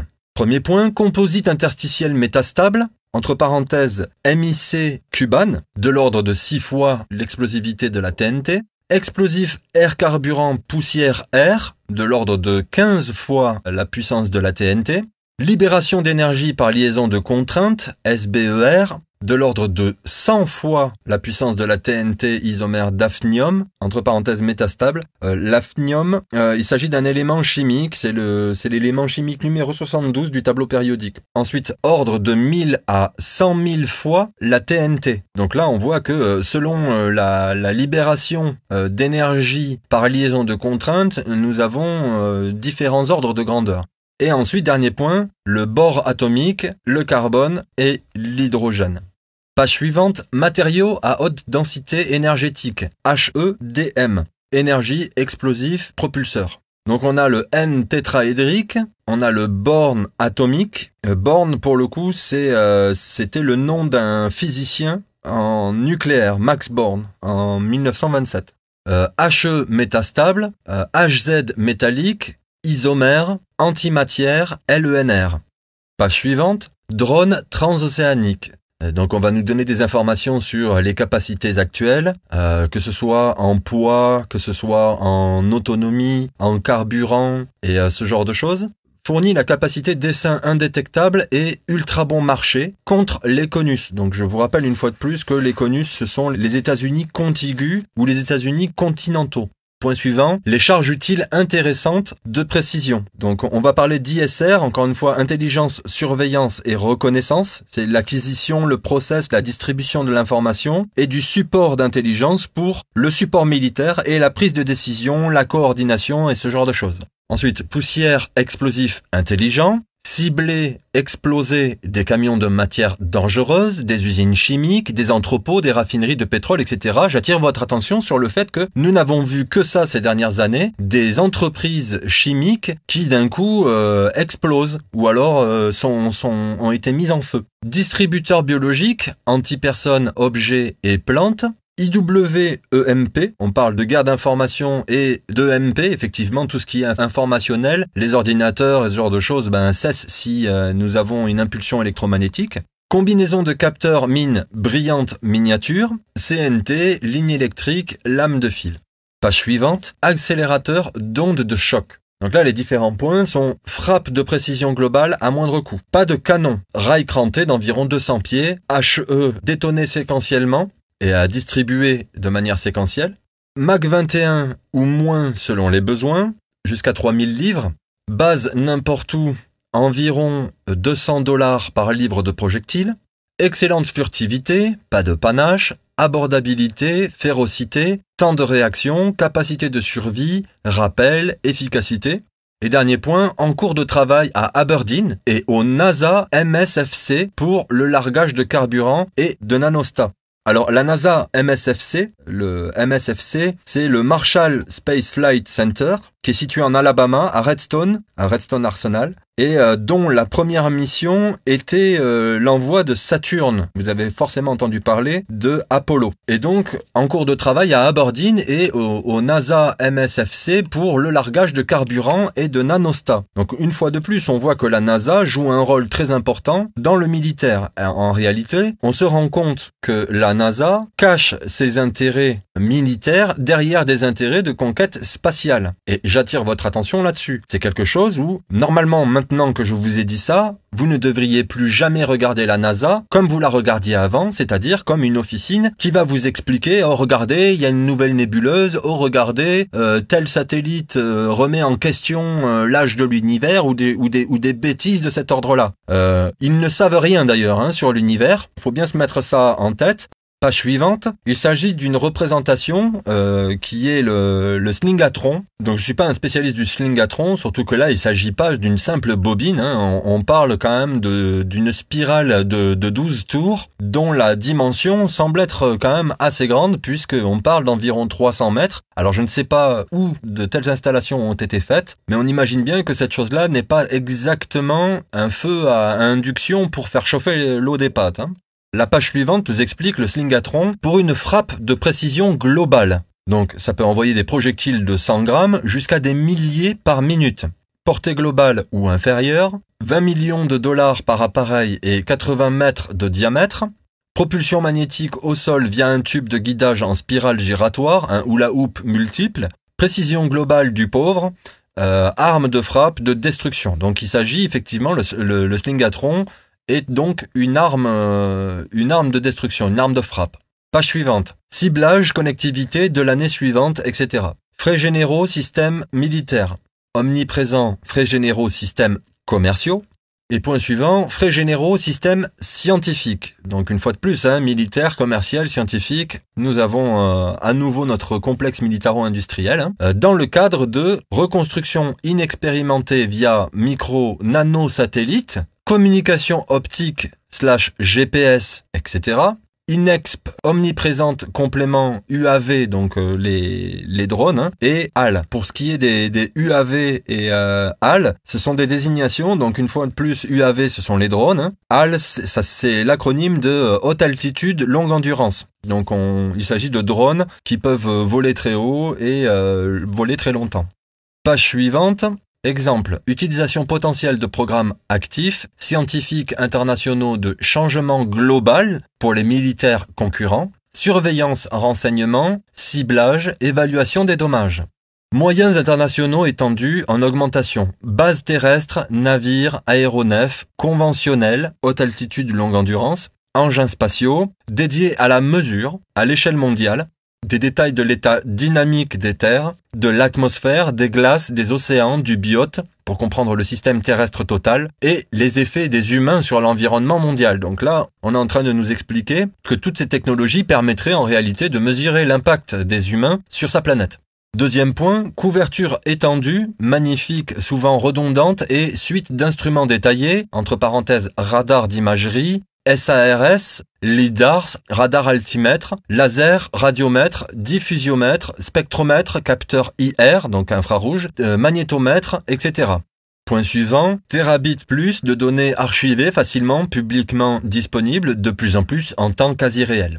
Dernier point, les mesures d'échantillons comprennent OH, O3, HCI, NO, NO2, N2O, CO, CH2, HNO3, CO2 et H2O, aérosol, vitesse vecteur profil du vent, type de végétation, profil de température, profil d'humidité, humidité composition du sol, couverture profondeur teneur en humidité de la neige, réflectance des nuages de la surface, type, couverture, température de la glace de mer, température, sédiments, topographie, salinité, courant de l'océan, champ magnétique, émissivité réflectante de surface, indice de surface foliaire, topographie, utilisation de température, couverture du sol, élévation, topographie de la calotte glaciaire, champ, gradient de gravité, puis extension, température des incendies, distribution, température, teneur en glace des nuages en 3D, distribution de pression, hauteur, période, direction des vagues océaniques. On sent bien qu'on essaie de se renseigner sur tous les mouvements des éléments en fait sur Terre. Page suivante. Ensuite, les capacités de ciblage global sont une donnée. Le problème majeur est le LEGS, gamme de VR, pour des charges utiles systèmes de plus en plus miniaturisés et abordables. Et donc, là, on nous dit approche d'amélioration de la portée, respiration aérienne ou respiration aquatique. Je vous renvoie encore une fois à ce que j'ai traduit de Charles Morgan, qui parle effectivement de pouvoir modifier la génétique des hommes, pouvoir acquérir le gène qui nous permet de respirer dans des faibles conditions d'oxygène, mais qui également pourrait permettre à certains hommes génétiquement modifiés de pouvoir, pourquoi pas, se passer de respiration une fois sous l'eau. Ensuite, boost initial pour la croisière, à la accélérateur d'onde de choc, donc là c'est conféré à l'accélérateur d'onde de choc que nous avons vu précédemment.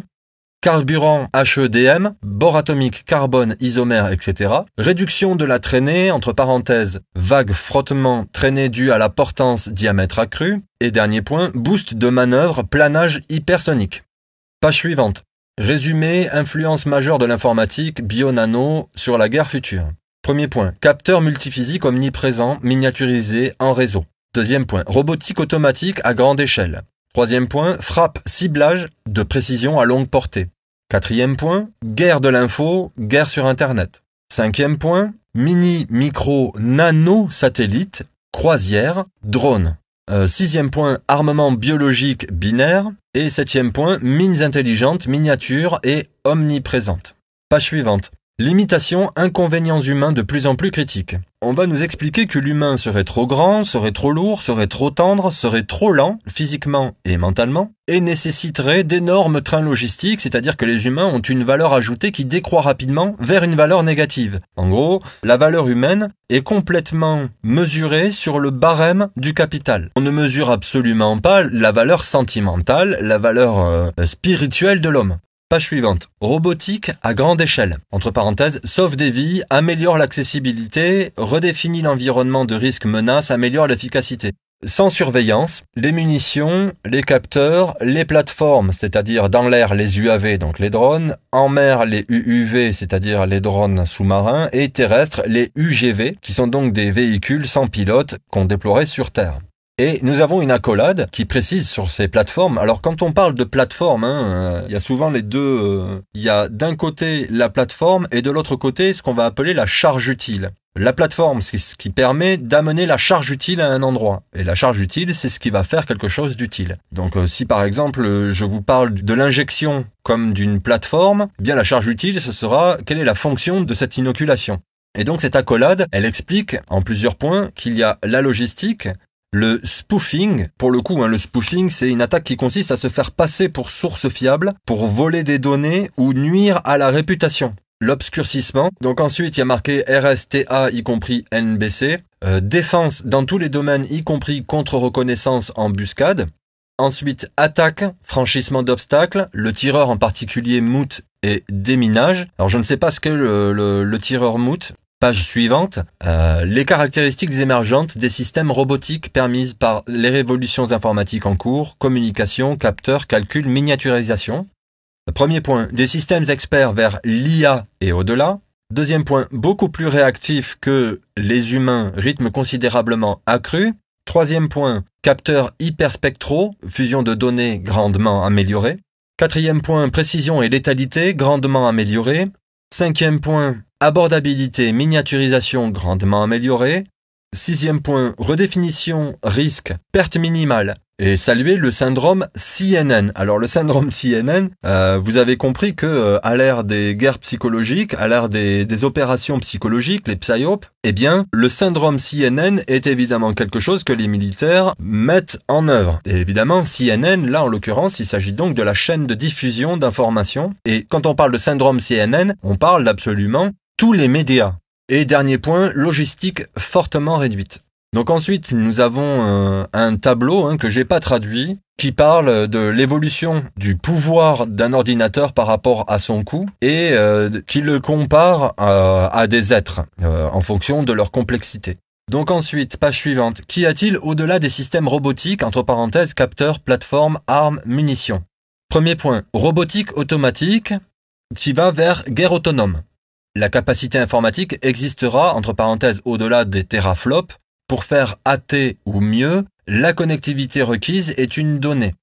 Ensuite, les capacités des concurrents / le rythme mettent de côté les insuffisances innées des interactions humaines, éducation, délai de décision consciente. Ensuite, peu ou pas de troupes vers Acme Warfare Ltd. Acme, c'est une agence de... Je sais pas si vous connaissez les Toons. Ensuite, hiérarchie plate vers disparition de chef dans sa chaise. On parle encore une fois de supprimer les classes sociales. Ensuite, aspect humain de haut niveau, science douce, conditions limites. Et donc nous avons ensuite d'autres points qui sont développés. Sociologique, humanitaire, politique, environnemental, religieux, psychologique, économique, etc. Et tout ceci cadré par une accolade qui précise étendue, échelle, effet projeté, dommage, attrition du personnel, général à spécifique. Page suivante, guerre non explosive. Donc premier point, InfoWar, donc guerre de l'information, et IO, opération d'information. Deuxième point, guerre psychologique à grande échelle. Ensuite, antifonctionnel, premier tiré MW, donc Mind War, chimie, biologique, micromécanique. Donc là, si on parle de guerre non explosive et qu'on commence à parler de Mind War, on comprend que c'est de la guerre mentale. Quand on commence à parler de chimie, on comprend bien qu'il s'agit de diminuer les forces de la personne chimiquement, biologiquement et micromécaniquement. Dernier point, antipersonnel, MWRF, micromécanique. Alors MWRF, il s'agit donc de guerre mentale par radiofréquence. C'est une fois de plus le domaine de Michael Aquino et de Paul Vallely qui ont théorisé ça et qui ont proposé ce livre en 1980 d'ailleurs, From Psyop to Mind War, The Psychology of Victory. Page suivante. Guerre naturelle, entre guillemets. Premier point, capteur. Utiliser des plantes, animaux, insectes in situ comme plateforme. Donc vous avez compris quand je vous ai parlé de tout à l'heure de plateforme et de charge utile. Donc là, en l'occurrence, l'insecte serait une plateforme. Donc plateforme / instrument de capteur pour indiquer présence, mouvement, caractéristiques. Donc là, la charge utile, ce serait donc un appareil de détection qui donnerait des informations, qui prélèverait des informations et les transmettrait à un bord de commande. Ensuite, deuxième point, armes / munitions. Premier tiré, utiliser des animaux, par exemple des rats urbains. Insectes comme système de livraison, munitions, alimentation, essaimage, morsure, empoisonnement. Et dernier tiré, utiliser une capacité explosive destructrice in situ, par exemple hydrate de méthane offshore, barrage, etc. Page suivante, caractéristiques, capteur, munitions, agent, plateforme, futur, émergent. Premier point, on dit que c'est peu coûteux. Deuxième point, nombreux à horde, nuages, essaims. Troisième point, petit, léger, omniprésent. Quatrième point, facilement disponible, principalement des technologies de communication. Cinquième point, longue portée. Sixième point, volumétrique ou précis. Septième point, explosif et non explosif, les deux. Et huitième point, intelligent à brillant. Page suivante, augmentation potentielle future de l'efficacité disponibilité globale des armes de plusieurs ordres de grandeur à des coûts réduits de plusieurs ordres de grandeur. En premier point, donc là on parle de biologique, de chimique, de moléculaire et de nano, computing, c'est-à-dire le calcul d'ordinateur. Ensuite, communication optique omniprésente, micro-nano-capteur omniprésent, armement biologique, essaim coopératif d'armes capteurs bon marché de petite taille, armement volumétrique et enfin cyber/vie artificielle au-delà de l'IA. Donc là, je vous laisse réfléchir à ça. Page suivante. Asymétrie majeure, anti-américaine. Longue chaîne logistique de plus en plus vulnérable.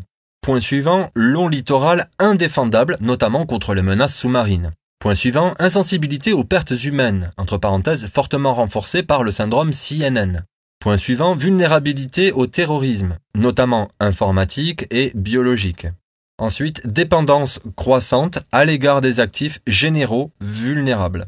Page suivante, vulnérabilité logistique potentielle en route. Les navires et avions logistiques de surface ne sont pas des LO et ne sont pas défendus. Ils pourraient être ciblés et détruits à l'intérieur du plateau continental par des œufs, entre crochets, missiles encapsulés flottants sous-marins implantés par des cargos, des submersibles ou des avions, des submersibles entre crochets, torpilles, missiles sous-marins, ensuite des UUV transocéaniques, c'est-à-dire des submersibles, des drones submersibles, des UAV, donc des drones, et des USV, donc des drones qui évoluent sur le sol, des accélérateurs d'ondes de choc, des navires de croisière, des TMB et des mines.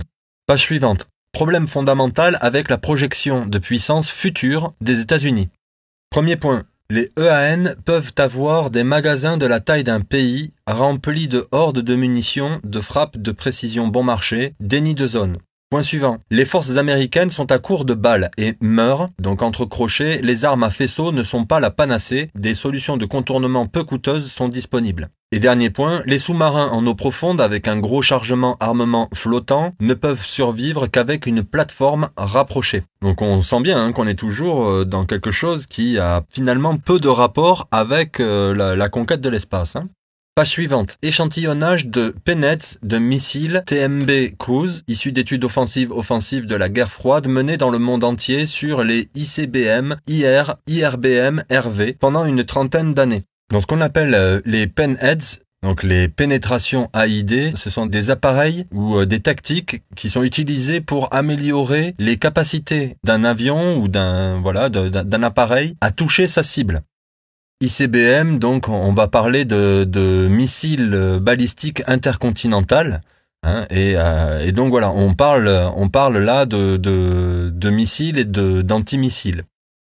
Donc premier point, les leurres anti-capteurs. Deuxième point, revêtement ablatif sublimant, protection thermique et laser. Troisième point, injection de fluide, protection laser. Quatrième point, modification du sillage, anti-capteur. Cinquième point, blindage électronique optique, donc protection MW. Et ensuite, RAM, RAS, façonnage, anti-capteur. Il y a ensuite une précision en dessous. Par exemple, les efforts actuels impliquant des armes à faisceau, donc laser MW, tuent des bêtes entrantes, non défendues, non assistées et c'est jugé non réaliste. Page suivante. Solution de contournement potentiel pour les effets des armes à faisceau sur les capteurs communication de missiles. Premier point, capteur hors bord en réseau partout, surtout. Deuxième point, communication optique. Troisième point, calcul optique fluidique. Et quatrième point, GPS optique. Pour toute cette partie, on comprend qu'il s'agit de brouiller des capteurs qui permettent aux ogives et aux lanceurs d'atteindre leur cible. Page suivante. Exemple de capacité d'attaque directe de CONUS. Donc CONUS, encore une fois, ce sont les États-Unis contigus. Entre crochets, il y a marqué environ 80% de la population infrastructure des CONUS à moins de 50 miles d'un littoral. On s'attend à ce que de suite, après le déclenchement des hostilités, qu'il y ait des capacités d'attaque des États-Unis. Donc ils s'attendent à une réplique. Et donc nous avons évidemment toute une réflexion qui concerne les capacités défensives à ce moment-là. Le premier objectif, c'est déjà de pouvoir déterminer quelle sera la menace dans ce genre de situation. Nous avons en premier point les UUV transocéaniques, donc les drones marins, les UAV, donc les drones aériens, et les missiles de croisière. Ensuite, nous avons les accélérateurs d'ondes de choc, les guerres de l'info, les guerres d'Internet, les guerres psychologiques. Ensuite, nous avons les AIPSS côtiers, donc AIPSS donc sont des submersibles qui n'ont pas besoin d'air, ils n'ont pas besoin de remonter à la surface, ils ne sont pas dépendants de remonter à la surface, ils ne sont pas dépendants d'oxygène et d'air. Et éventuellement, on les associe donc entre crochets, aux mines, aux torpilles et SLCM, donc je suppose qu'il s'agit une fois de plus d'armes embarquées et pouvant fonctionner en étant déployées sur, donc il s'agit là donc d'une charge utile et qui serait donc sur des plateformes de type submersible marin. Ensuite, on a donc le biologique binaire dans l'approvisionnement alimentaire. Ensuite, les œufs de missiles semi-submergés. Et enfin, les systèmes civils, donc les chevaux de Troie, ci-dessus en plus de ICBM-TBM, missiles intercontinental. IC, c'est intercontinental et balistique missile. Page suivante. Livraison nucléaire non conventionnelle. Premier point. Couler un navire au large, faire exploser pour produire des raz-de-marée avec de la mousse radioactive. Deuxième point, drones transcontinentaux, UUV, nano et IA. Ensuite, ballon GPS avec parachute de sport.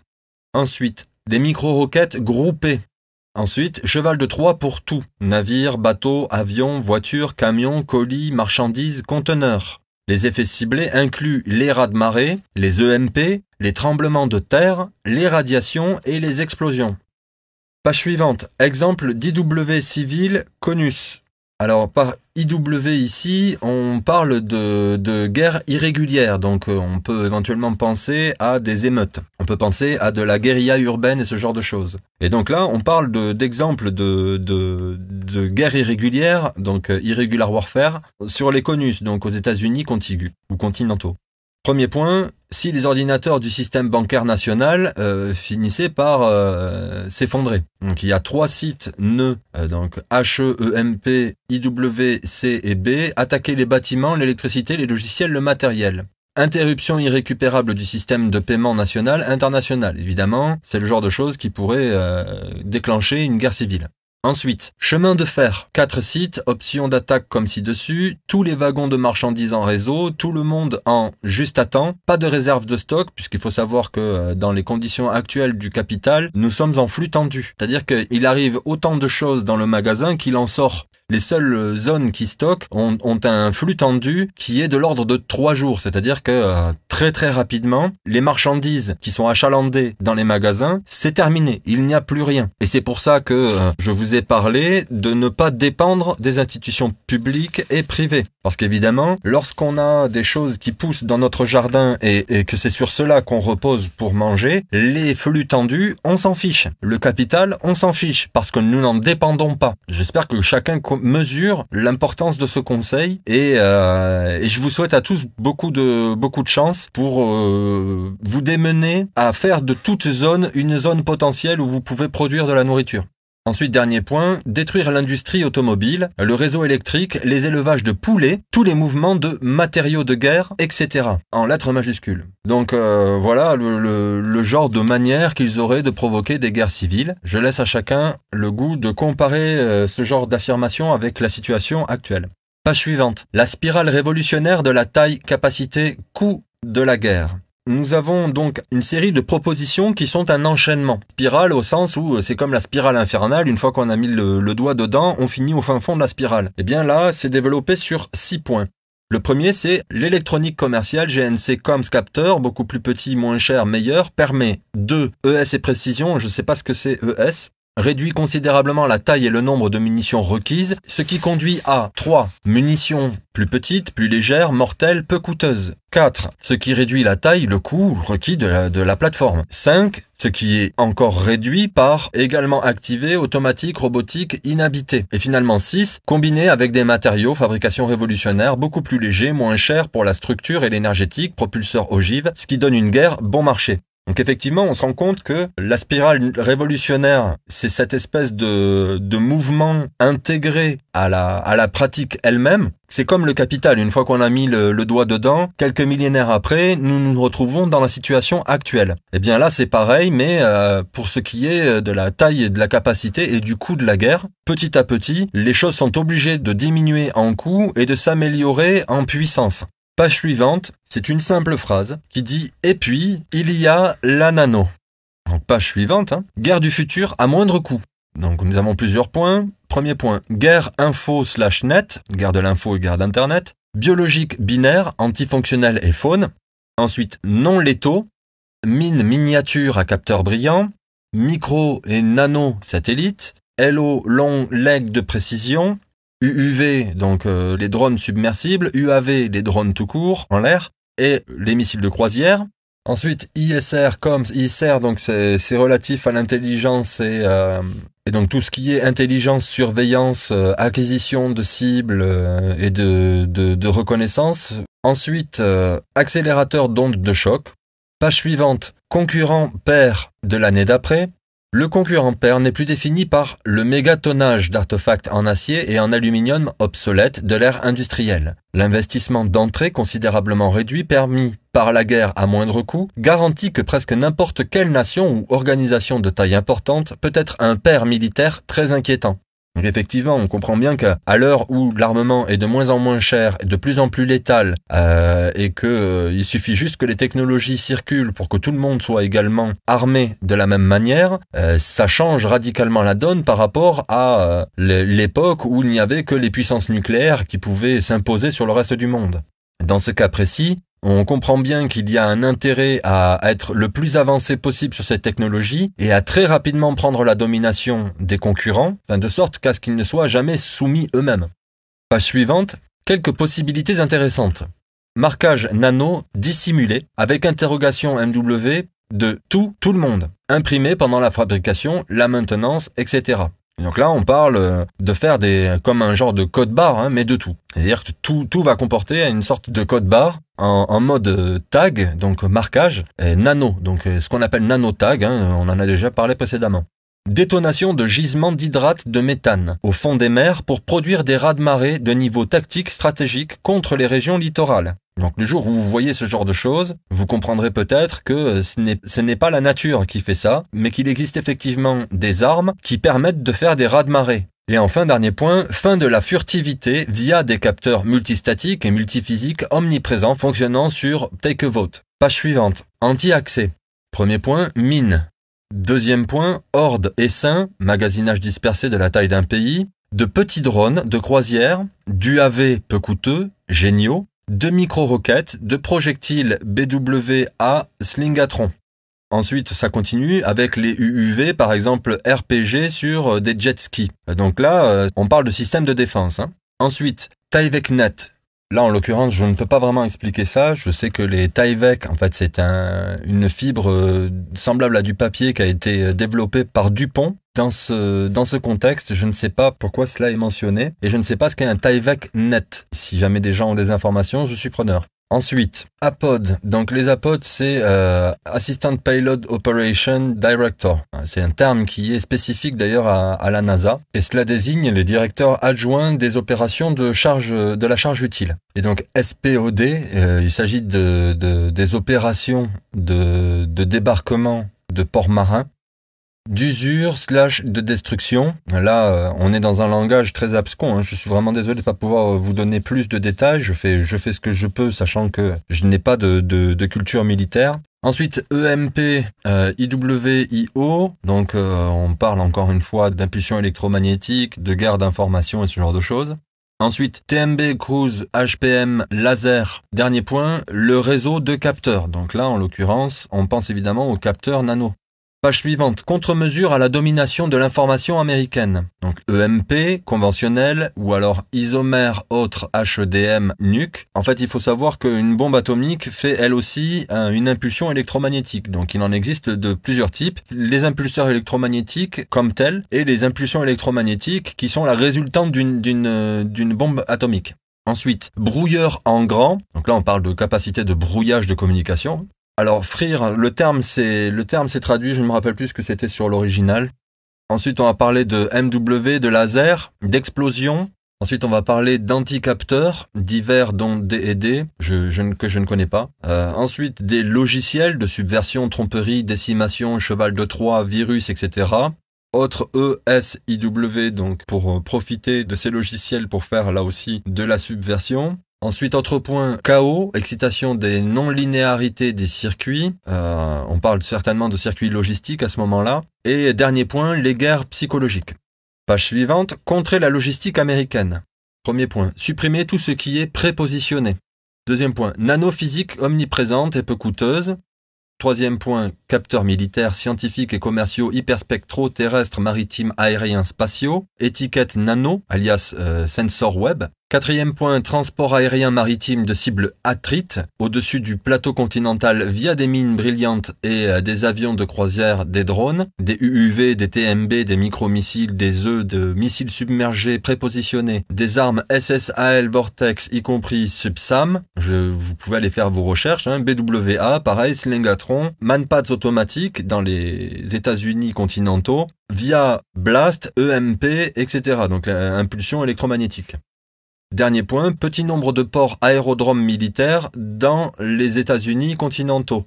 C-17, C-15 et C-141, RORO, autres navires, les trains à l'intérieur des États-Unis continentaux ne sont pas LO non défendus. Donc plus ça va et plus Bushnell utilise d'acronymes qui ne nous facilitent évidemment pas la tâche, mais je pense que vous avez déjà compris à quoi nous aurions affaire. Page suivante, anti-USA, stratégie tactique de la RMA. Donc, menacer le bio pour forcer le portage, dégrader l'efficacité. Deuxième point, maintenir les forces hors de portée des chasseurs à pattes courtes. Point suivant, attiser les plateformes JS-STAR, AWAC, ABLM, Missile Cause, etc. Point suivant, miniaturiser, disperser tout, pas de cible, grande, massive, inintéressante. Point suivant, utiliser des communications optiques GPS, VJAM difficile à dégrader. Point suivant, opérer à partir des villes entités commerciales internationales. Point suivant, dégrader la domination de l'information américaine. Et dernier point, renseignements sur les machines guerre automatique. Boucle OUDA, beaucoup plus serrée, plus rapide que les opérations humaines. Et donc, boucle OUDA, il s'agit d'un modèle de prise de décision qui va utiliser comme ça l'acronyme OODA pour observer, orienter, décider et agir. Donc effectivement, on parle là d'un diagramme en fait, d'une boucle opérative. Et donc dans ce cas précis, les OUDA seront donc plus serrés. Page suivante, exploiter le syndrome CNN. Premier point, couler des porte-avions via des attaques en essaim. Deuxième point, capturer, torturer des Américains en live en couleur aux heures de grande écoute. Ensuite, attaque terroriste au sein du territoire des États-Unis, du territoire continental des États-Unis. Entre parenthèses, biologique, binaire, infrastructure critique. Takedown IO et IW, EMP, RF contre le cerveau, etc. On parle là de shunter l'énergie, aussi bien des appareils électroniques que des capacités mentales des gens. Ensuite, dernier point, guerre psychologique sérieuse. Donc, il s'agit plus seulement de faire des petites psyop, des petites guerres psychologiques, mais là on parle de guerre sérieuse. Donc, exploitation de dommages collatéraux, etc. Page suivante, les technologies clés. Premier point, fabrication de formes libres, point d'utilisation. Deuxième point, au-delà de l'informatique sur silicium, quantique, optique, biologique, nanomoléculaire. Troisième point, communication optique, navigation. Quatrième point, nanocapteurs, étiquettes, matériaux, robots, GNC. Cinquième point, explosifs et propulseurs HEDM, nanopoudre, cubane, SBER, isomère, LENR, thermobarique, laser, FS nuke de quatrième génération. Sixième point, antipersonnel, matériel, binaire, biologique, MW. Huitième point, robotique, intelligence artificielle. Neuvième point, essaim de tout miniaturisé, brillant, léger, faible consommation, bon marché. Et enfin, satellite donc, les armes, les robots, les capteurs, les mines, etc.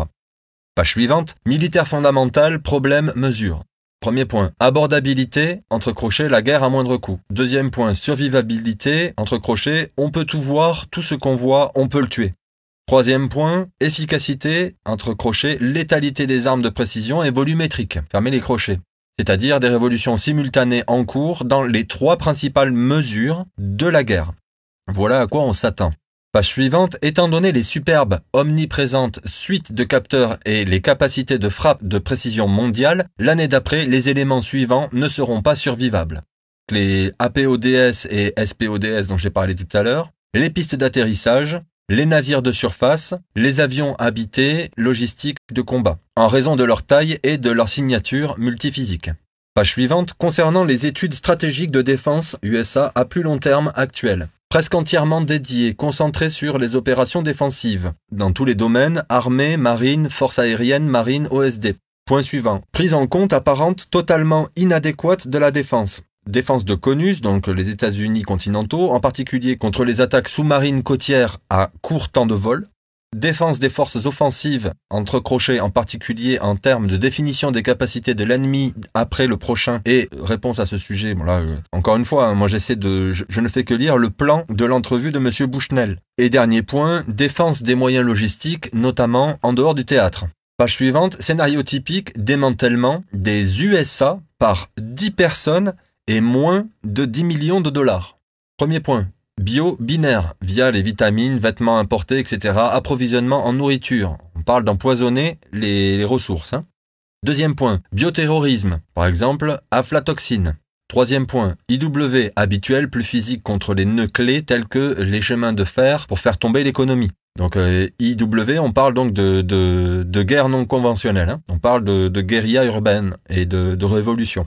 Quatrième point, RF, MW, antipersonnel sélectif. Donc là, on parle de guerre mentale et de rayonnement par micro-ondes et radiofréquences. Cinquième point, contamination de l'approvisionnement en eau via des drones intercontinentaux accompagnés de guerre psychologique grave, souligné, et en grandes lettres capitales. Page suivante, résumé des tendances. Premier point, Télétout. Point suivant, les États-Unis ne sont qu'un parmi tant d'autres sur le plan économique. Troisième point, guerre à moindre coût de nombreux pairs potentiels. Ce qu'on entend par pairs, ce sont des adversaires. Quatrième point, guerre de plus en plus robotisée. Cinquième point, projection de puissance survivable abordable via des sous-marins en eau profonde et des accélérateurs d'ondes de choc. Et dernier point, les États-Unis continentaux et la défense logistique de plus en plus inquiétant. Page suivante, de la Commission américaine sur la sécurité nationale, 21e siècle. Premier point, il sera bientôt possible de connecter des cellules cérébrales humaines à des puces de silicium. 2. Grâce à la technologie informatique, nous assisterons à la mort de la distance.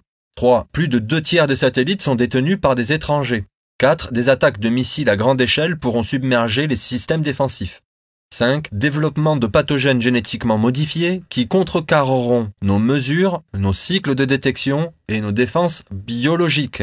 À quoi est-ce que vous pensez si je vous parle d'un pathogène génétique qui empêche les défenses biologiques normales? Vous pensez forcément à la même chose que moi. Page suivante. Aux alentours de 2025, donc vous comprenez bien qu'il y a un intérêt à lire ce document maintenant. Premier point, des machines aussi créatives / intelligentes que les humains, la robotique est la norme. Deuxième point, Warstopper d'ordre 0, donc rien qui peut arrêter la guerre. La biologie binaire dans la distribution agricole alimentaire nationale. Système, chaque maison, chaque trou de renard. Troisième point, niveau de préoccupation suivant, tout micro à nano. Omniprésent, bon marché, capteur, munitions, essaim, horde d'armes. Dernier point, l'attrition du champ de bataille, le syndrome CNN oblige l'armée américaine à ressembler/agir comme le SOCOM. Alors, je fais une parenthèse sur le SOCOM. Il s'agit des opérations spéciales de commande aux États-Unis. Page suivante, proposition, principaux problèmes de guerre future des États-Unis, entre parenthèses, 2025. Donc, la défense des États-Unis continentaux, exigence, approche potentielle, la défense/protection logistique dans et hors du théâtre. Troisième point, la capacité de survie ou d'efficacité des forces américaines sur et à proximité du terrain d'entraînement, à l'ère des capteurs hyperspectraux multiphysiques omniprésents et abordables, des frappes de précision, des armes volumétriques, des essaims et des munitions renforcées. Il y a la suite sur la page suivante, donc quatrième point, la guerre non explosive, entre parenthèses, guerre psychologique, guerre biologique, guerre informatique/réseau, guerre anti-opérabilité, armes à faisceau, y compris les fréquences radio, usurpation/camouflage. Le cinquième point, guerre robotique, grand format, meilleur que l'IA humaine et cybervie. Et sixième point, approches alternatives de projection de puissance, par exemple profondeur des eaux profondes, sphère de la mort, accélérateur d'ondes de choc, etc. Page suivante, future projection de puissance. Premier point, les humains tiennent au lieu de prennent le terrain, entrent après désinfection. Deuxième point, désinfection via guerre non conventionnelle, donc les guerres civiles, et guerre psychique. Ensuite, armes à portée mondiale. Et donc nous retrouvons ce fameux BW ou A Slingatron. Ensuite, sous-marin en eau profonde à gros chargement avec nageur. Ensuite, tout robotique avec armement volumétrique, guerre non explosive. Page suivante. Futur des SOF. Alors les SOF, ce sont les forces d'opération spéciales. Premier point, devient la seule force de frappe humaine survivable, donc armée/marine forcée de devenir comme les forces d'opération spéciales. Deuxième point, de plus en plus, le FBI d'outre-mer, pour contrer la puissance destructrice de plus en plus grande, donc IO-bio-ADM. Alors par bio-ADM, on parle d'adroméduline active, circulante, biologique. J'invite les spécialistes à venir détailler ce genre de choses dans les commentaires. Je vous serais très reconnaissant de donner un petit peu plus d'informations là-dessus. J'ai vu qu'il y avait pas mal d'études à ce sujet et je ne suis cependant pas qualifié pour pouvoir présenter le sujet en l'état actuel. Donc de plus en plus le FBI d'outre-mer pour contrer la puissance destructrice de plus en plus grande et horrible des individus et des groupes. Point suivant, les opérations impliquent des suites de capteurs d'identification omniprésents, omniphysiques, de plus en plus difficiles à gérer, peu ou pas d'interstices exploitables pour le travail secret clandestin, le défi.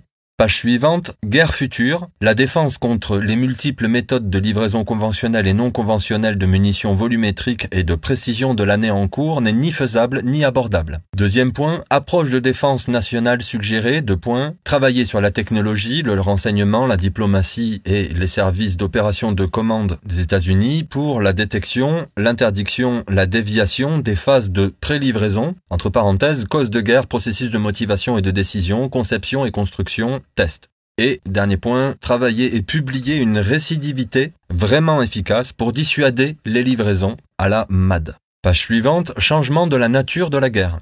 Et là, nous avons donc des groupes de mots qui sont organisés comme sur un tableau, où nous avons donc, sur la colonne de gauche, écrit chasseur-cueilleur, puis agricole, puis industriel, puis informatique, bionano. Donc on comprend que c'est la liste qui a été donnée au début de la conférence où on nous explique que il y a les différentes ères, les différentes phases de civilisation des êtres humains qui commencent par les chasseurs-cueilleurs, puis ensuite l'ère agricole, puis ensuite l'ère industrielle, puis ensuite l'ère informatique qui finalement débouche sur le bio et le nano. Et donc pour chacune de ces catégories, nous avons donc des descriptifs de nature de guerre qui sont donnés. Donc pour les chasseurs-cueilleurs, les terrains de chasse, les bandes tribales et le lancement à la main. En agricole, ce sont les terres agricoles cette fois-ci, et il y a déjà des armées professionnelles et on lance à la main. À l'ère industrielle, nous avons donc les ressources naturelles qui deviennent le nouveau terrain de chasse, des leviers massifs et la mécanique et la chimie pour remplacer le lancement manuel. Et à l'ère de l'informatique bio-nano, nous avons la rupture sociétale qui devient le nouveau terrain de chasse, où tout le monde est impliqué et où l'informatique, la biologie et les bots deviennent effectivement la nouvelle arme. Page suivante, les lacunes de la planification des RMA-NPS. Alors, ce qu'on entend par RMA, ce sont les révolutions dans les affaires militaires. Donc, c'est un terme qui est propre à la stratégie, la théorie militaire sur l'avenir de la guerre, souvent lié à des recommandations technologiques et organisationnelles pour la réforme militaire. Aux États-Unis, la RMA est souvent liée à des discussions telles que le plan de réorganisation de l'armée américaine et l'intégration totale des systèmes. Donc premier point, indication des chemins innovants que les adversaires pourraient prendre ou comment ils pourraient adapter les technologies du monde civil, entre parenthèses, en cours d'élaboration dans les jeux de guerre techniques.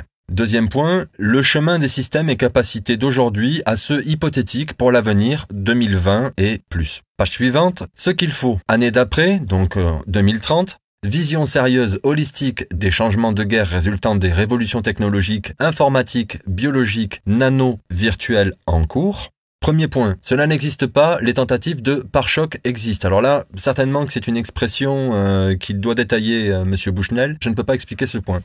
Deuxième point, tous sont d'accord, la guerre deviendra de plus en plus robotisée et probablement plus abordable, les essaims de capteurs, tireurs sont une évidence. Troisième point, une vision à plus long terme de ces changements permettrait de cartographier à partir du présent, pas du tout sans savoir clairement comment y arriver à partir d'ici, car on ne sait pas où se trouve là-bas. Donc effectivement, ils sont en 2001, ils ont encore des choses à comprendre et à détailler pour pouvoir mener leur projet, donc il s'agit d'une projection. Page suivante, c'est une citation de Simpkins dans Race to the Swift de 1985. La guerre entre des armées de masse alourdies par un équipement baroque est devenue un sport du tiers-monde. Le monde avancé, trop vulnérable pour survivre à une guerre d'usure ou de destruction massive, doit apprendre à mener ses affaires à la rapière par la menace ou l'utilisation de petites forces spécialisées exploitant le rythme élevé et la surprise stratégique. Fin de citation. Je ne vais pas commenter, je vais directement à la page suivante, on a bientôt fini. Sur la page suivante, il est écrit « Dans la seconde moitié des années 1900, la guerre nucléaire/biologique était impensable. Dans la première moitié des années 2000, la guerre conventionnelle pourrait devenir si meurtrière/efficace qu'elle deviendrait impensable. » Entre parenthèses, killer apps disponibles pour atténuer les causes de la guerre. Alors par killer apps, on parle d'applications tueuses. Dans ces conditions-là, je sais pas vraiment comment le conjuguer avec ce qui vient d'être dit. Page suivante, approche pour contrer le déploiement collectif/individuel d'armes de destruction massive, IO/bio. Prévention, éducation universelle peu coûteuse basée sur le web, biomasse via irrigation de l'eau de mer. Découverte, analyse de toutes les sources de renseignement, fusion, IA. Et préemption aux rétributions, force d'opération spéciale, entre parenthèses, étrangers. Et donc, la dernière page, réaction, entre parenthèses, habituelle à cette présentation. Donc là, Monsieur Bushnell explique qu'il a l'habitude de donner ses conférences, et donc il a une série de réactions dont il a l'habitude de les gérer. Évidemment, en général, quand on fait une conférence comme ça, à la suite, eh bien, on va répondre aux questions des spectateurs, des gens qui sont venus écouter. Et donc, il les prépare d'entrée de jeu. Il leur dit ça en 6 points. Premier point, tout ça est dans la case trop difficile. Deuxième point, personne ne l'a encore fait, donc personne ne le fera. Troisième point, il ne ferait pas ça. Quatrième point, nous devons espérer qu'il ne le ferait pas. Ensuite, pourquoi y aller? On ne peut pas s'en défendre. Et ensuite, une certaine incrédulité, mais on s'accorde à dire qu'il y a trop de choses à ignorer. On comprend bien que l'objectif de Dennis Bushnell, c'est d'engager les États-Unis à couper l'herbe sous le pied de toutes ces possibilités-là. Et donc, il fait son travail de militaire, et vous comprenez à ce moment-là, une des faiblesses de la civilisation humaine actuelle, c'est que forcément, si nous avons de l'armement qui augmente et des chefs militaires de plus en plus performants, plus le temps avance et plus les militaires vont se mettre à prévenir des situations absolument abominables avec des armes absolument abominables en retour. Et finalement, on se retrouve avec une motivation qui vient à la fois des militaires, à la fois du capital, à la fois de l'industrie, voilà le complexe militaro-industriel, et qui finit par créer notre avenir, alors même que nous sommes censés, on nous chante, on nous parle de démocratie, évidemment c'est n'importe quoi, alors que en démocratie, en principe, le peuple n'a jamais demandé à ce qu'il y ait des améliorations au forceps de cette manière-là. Nous en avons donc fini avec ce document de Dennis Bushnell. Je vous souhaite donc une meilleure année 2025 que celle que la NASA envisageait dès 2001. Si vous n'avez pas d'idée de résolution pour 2025, je vous suggère comme d'habitude de cultiver votre souveraineté et votre résilience et de vous orienter vers le plus d'indépendance aux institutions privées et publiques possibles. Prenez soin de vous.